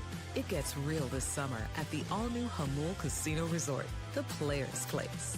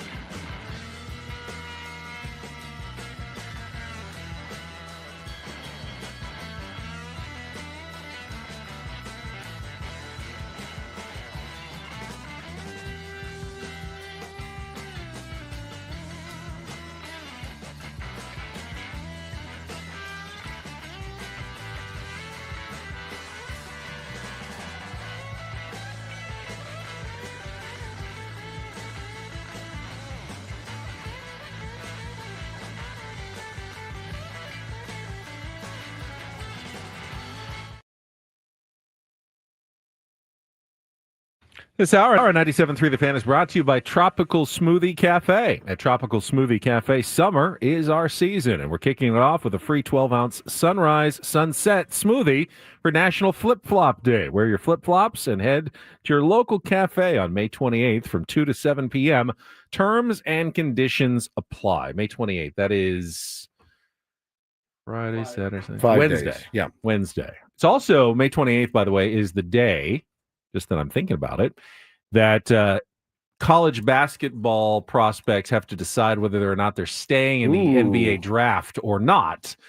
Talking about Miles Bird, San Diego State, who has gone through the combine process, remains there. I saw that ESPN did a new post-combine mock draft. And He went up. They have Miles Bird going in the second round, 43rd overall to the Utah Jazz. Now, there's only 2 rounds in the draft, so the question is that high enough for him to want to come out? Because you don't get a guaranteed contract if you are a second-round pick. They can put you on like a two-way G League deal that's not all that much. You can actually make more in college basketball through NIL now and, get more playing time and develop. So, or sometimes they can promise, hey, we're going to take you and we're going to give you an NBA deal. So you're going to be making a few million and you may spend some time in the G League. He's right on that borderline of what he should do, and he'll have to make that decision by next Wednesday, one way or another. Return it's a tough one, man. to San Diego State or stay in the NBA draft. I was reading somebody, I think maybe ESPN, they said, look, if he doesn't come back, the Aztecs still have a pretty strong looking roster, at least on paper, for next year, with Reese Waters coming back and some of the transfers that they've got coming in from the transfer portal. But then they said if he does come back, that's a preseason top 25 team automatically. They're going to be the number 1 favorites in the preseason to win the Mountain West. Like, I don't know, man. I have no idea what he's going to do. He played really well in those two. He did. I saw a couple of highlights. I think he said he went 5 for 11 from 3 and impressed with his defense and his hustle, which we knew. Like, look, offensively, he fell off a bit of a cliff there second half of the season. He was hurt though, too. I mean, but the hustle and the defense was always there. Always there. The guy gave you every time he was in there, man, he gave you max effort. Really good shot blocker as well as a small forward type. So, yeah, I mean, he projects. Is he ready? I mean, it's a tough call for him. I still think he needs another year of seasoning, but can he get that in the G League and develop better there? I don't know. Don't know. Tough call. This is an interesting story. I thought about putting this in Don't Do This today. Former Major League outfielder Darren Ruff. Remember him? He was on the Giants for a few years, so we saw him a bunch against the Padres. His career is over, but now he is suing the Cincinnati Reds. So he was on the Milwaukee Brewers 2 years ago when he was going for a foul pop-up that was right on the side by the railing, and the tarp roller was there, but it wasn't covered. He crashed into it and suffered a career-ending injury. And he's filed a lawsuit yesterday in Ohio, charging the Reds with negligence in failing to maintain safe field conditions, specifically citing that tarp roller. He said in a statement, it didn't need to happen. I wish it didn't happen. Players shouldn't have to worry about hidden hazards like that on a Major League baseball I think field. he's got a case. I really do. I think he could win it. There's certainly no reason why there shouldn't be some padding on anything that's on a field like that. Should at least at the minimum, whatever protections you can try to take, you should take. Now, nothing's going to be 100% safe. You're playing baseball. There is inherent risk and injury risk involved in playing Major League Baseball. You can't have every guy who suffers crashes into a wall, suffers an injury, can't sue Major League Baseball. I mean, every time you play the Cubs and someone Wrigley jumps Field. into the brick wall in the ivy and gets hurt, should the Cubs be sued for that? Oof. I don't know. That's a tough one for me. I mean, if it wasn't covered up. It wasn't. Right. So, I mean, that's negligence. Should it have been? I mean, did they even think about it? I don't know. That's the thing. Ruff's complaint says the end of the tarp roller was made out of sharp metal and had no protective cushioning or cap. He says he suffered permanent and substantial deformities to his knee. Mm. I think he absolutely has a case. I think he's got a case. I think that's negligence on their part. Adam says the wall is different than a tarp roller. I agree 100%. The wall is the wall. That's assumed risk. When I'm playing at Wrigley Field, I know that wall is made out of brick, right? But when I'm going on into foul territory and the tarp is there, there's nothing they can do with the tarp. Tarp's got to be there. But the jagged metal piece is sticking out of it. Who was it? Cincinnati? It was in Cincinnati. He was playing for Milwaukee on the road at Cincinnati. So he's not suing his own team. He's suing another team. I'm going to sue the San Diego Padres for emotional distress. I think I might have a decent case. Who was it? That was the dumbest lawsuit ever that they sued for the emotional distress of it was Deion Sanders' kid Shador dropping in the draft. Yeah. My emotional distress. He's still on it, by the way. Like $100 million, and he's suing the NFL. He's like not backing down. Collusion. This was on purpose. He wants full discovery. Like he's requested full discovery from the NFL and all the anonymous sources and all that. It's pretty nuts. But I think Darren Ruff I think he makes some money out of this. Interesting. All right, I'm clearing all the phone lines right now because it is time to call in and win Padres tickets. Our last pair this week, 833-288-0973. 833-288-0973. Fifth caller is going to win our last pair for Tuesday night's game against the Miami Marlins. It is military hoodie night. First 40,000 fans in attendance will receive a free Padres military hoodie. And for the first time ever, the hoodie going to feature a print similar to the Salute to Service Sunday jerseys. You can get your own tickets at padres.com/tickets, but you're winning them right now with the call at 833-288-0973. All right, we'll come back. Paulie's got the Rindle report, including some Paul Skeens news. No, it's not news. It's not news. Non-Paul Skeens news. And in fact, I'm mad that you even teased it because I'm mad that we're doing it, but we're going to do it. It's your show. It's your segment. So you can change it if you want to. I like to make fun of how stupid these stories are. Also, there is a trend going on social media right now that I think is one of the funnier ones that we've ever seen. I've got some good audio and video. Should we institute said trend? Possibly. All right. I do not want to institute said trend. I wonder why. Coming up next, Ravenna Woods on San Diego's #1 sports station, 97.3.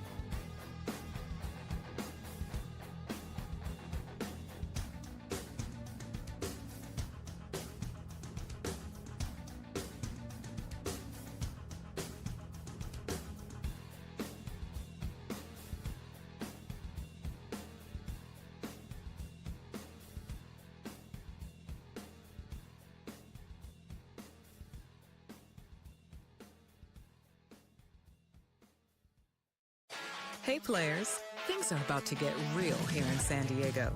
Introducing the all-new Hamul Casino Resort. With a 200-room hotel tower, exciting new eats and drinks, plenty of new places to play, and a luxe spa and salon. Hello, rooftop pool and deck. It's where players can play their hearts out and enjoy all the perks that come with it. It gets real this summer at the all-new Hamul Casino Resort, the players' place.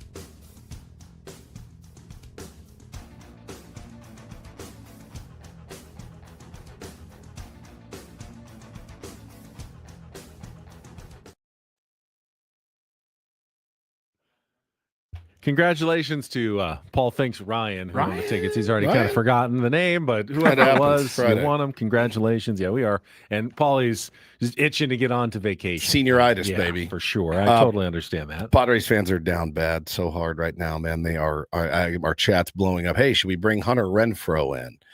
Who just got DFA'd, I think, by the Kansas City Royals. Is that right? Should we bring in Renfroe or maybe Chris Taylor? Orlando Arcia was I'm like, guys, there's a reason these cats were DFA'd. I don't know that Hunter Renfroe or Chris Taylor, any of those guys are going to be anything better or different than Jason Hayward. And I understand that Jason Hunter Hayward, Renfroe is a loser. Oh, I remember that. Your dad would be very much in favor. 483 OPS currently, 182 batting average, 0 home runs, 4 runs batted in. Awesome. Hunter Renfroe. Now he's only had 99 at bats. Oh, it's 99 at bats. It's 99 at bats.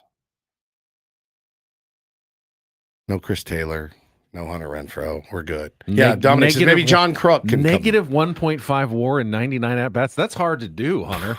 It's almost impressive. You have to be really, really awful to put together a negative 1.5 WAR in less than 100 at bats. Yeah, that's tough. I mean, that is projecting over the course of a full season to like a negative 7.5, negative 9 WAR player. I don't know there's ever been a season anywhere near that. Who's the worst WAR of all time? The lowest negative WAR season of all time? That's a good question.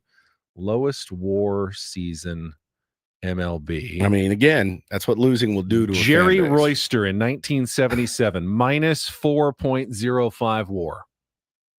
Minus what? 4.05. And that's the worst. Well, usually, as in the case with Hunter Renfroe, you get to negative 1.5 after the first 100, you're gone. They DFA you. They send you down to the minors. You don't get the opportunity to continue to amass negative WAR for the entire year with 600 at bats at that level. Zach said, I'd rather sign Darren Ruff at this point.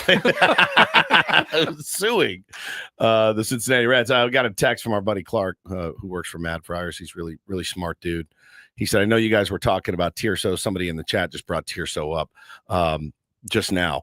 He says, there's a reason he hasn't gotten another look.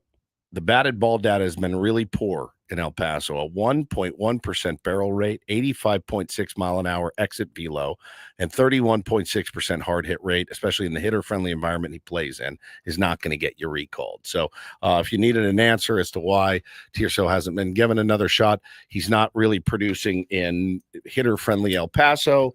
Probably doesn't translate well to Petco Park. So you're going to have to go outside the organization would be my guess. And it sounds like AJ Preller is certainly willing to do that. He's never been reluctant to go outside the organization.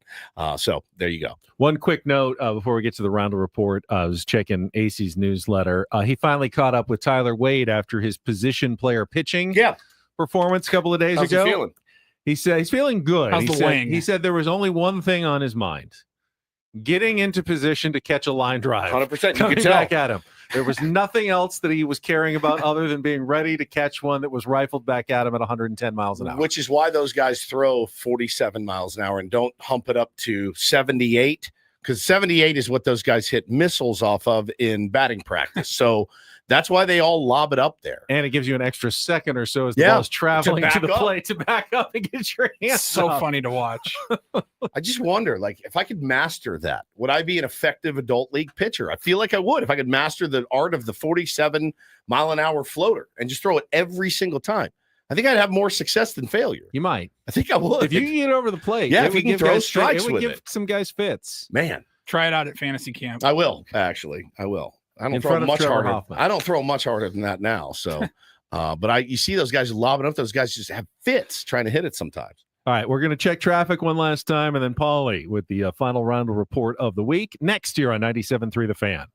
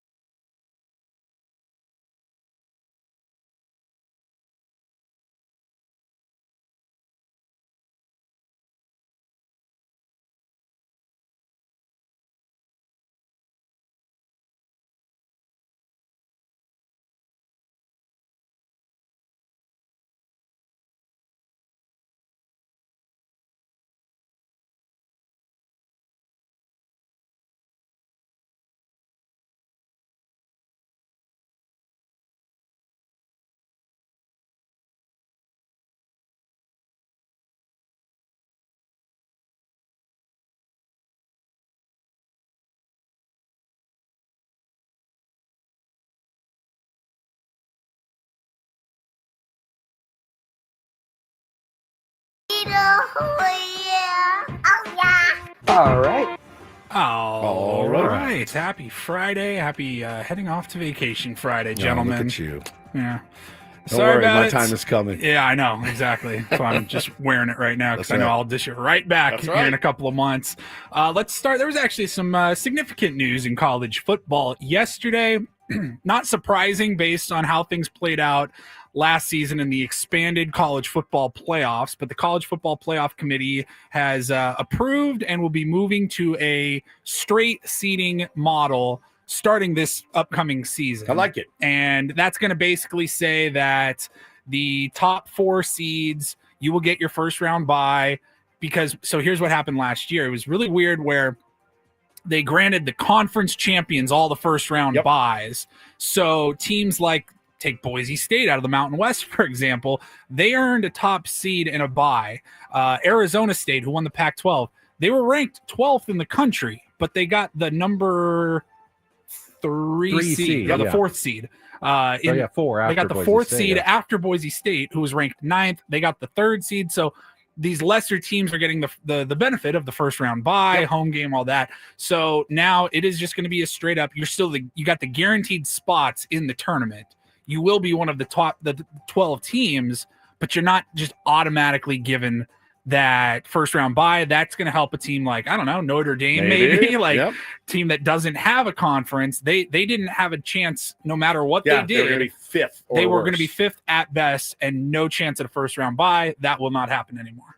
It does make sense. Obviously, this will benefit the SEC and the Big Ten, who is the most likely conferences to both have like multiple top 4 seeds, and it's going to hurt, the Mountain West and the Big 12, and they won't be getting those beneficial buys. But I'm surprised they had it that way to begin with. Didn't they not realize that was going to happen the first year, and it wasn't going to be something that people were going to like, that they were going to bump down? Now, it ended up being Ohio State, who didn't get a bye at all, won the whole thing. So apparently a bye is not necessary to win the championship. That's already been proven in the first year of the format. All right.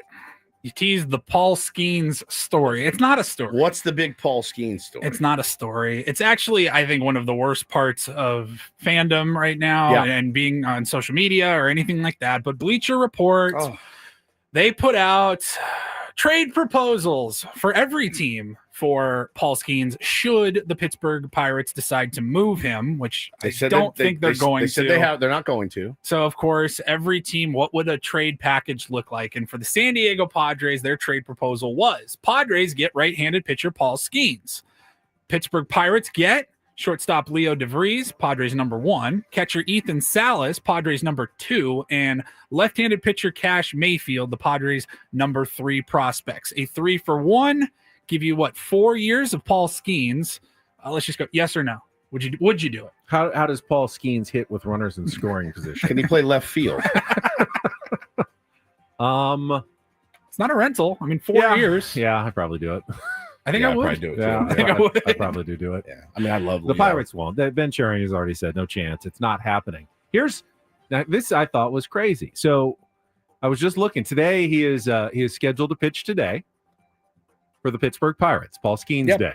If they stay on rotation, he will pitch again on Wednesday, which means he will miss the Padres next weekend when they come to Petco Park. He will be 2 full years. He will skip all the way over to the following Monday or Tuesday, unless they add another spot in their rotation or push him back a game because they don't play on Thursday.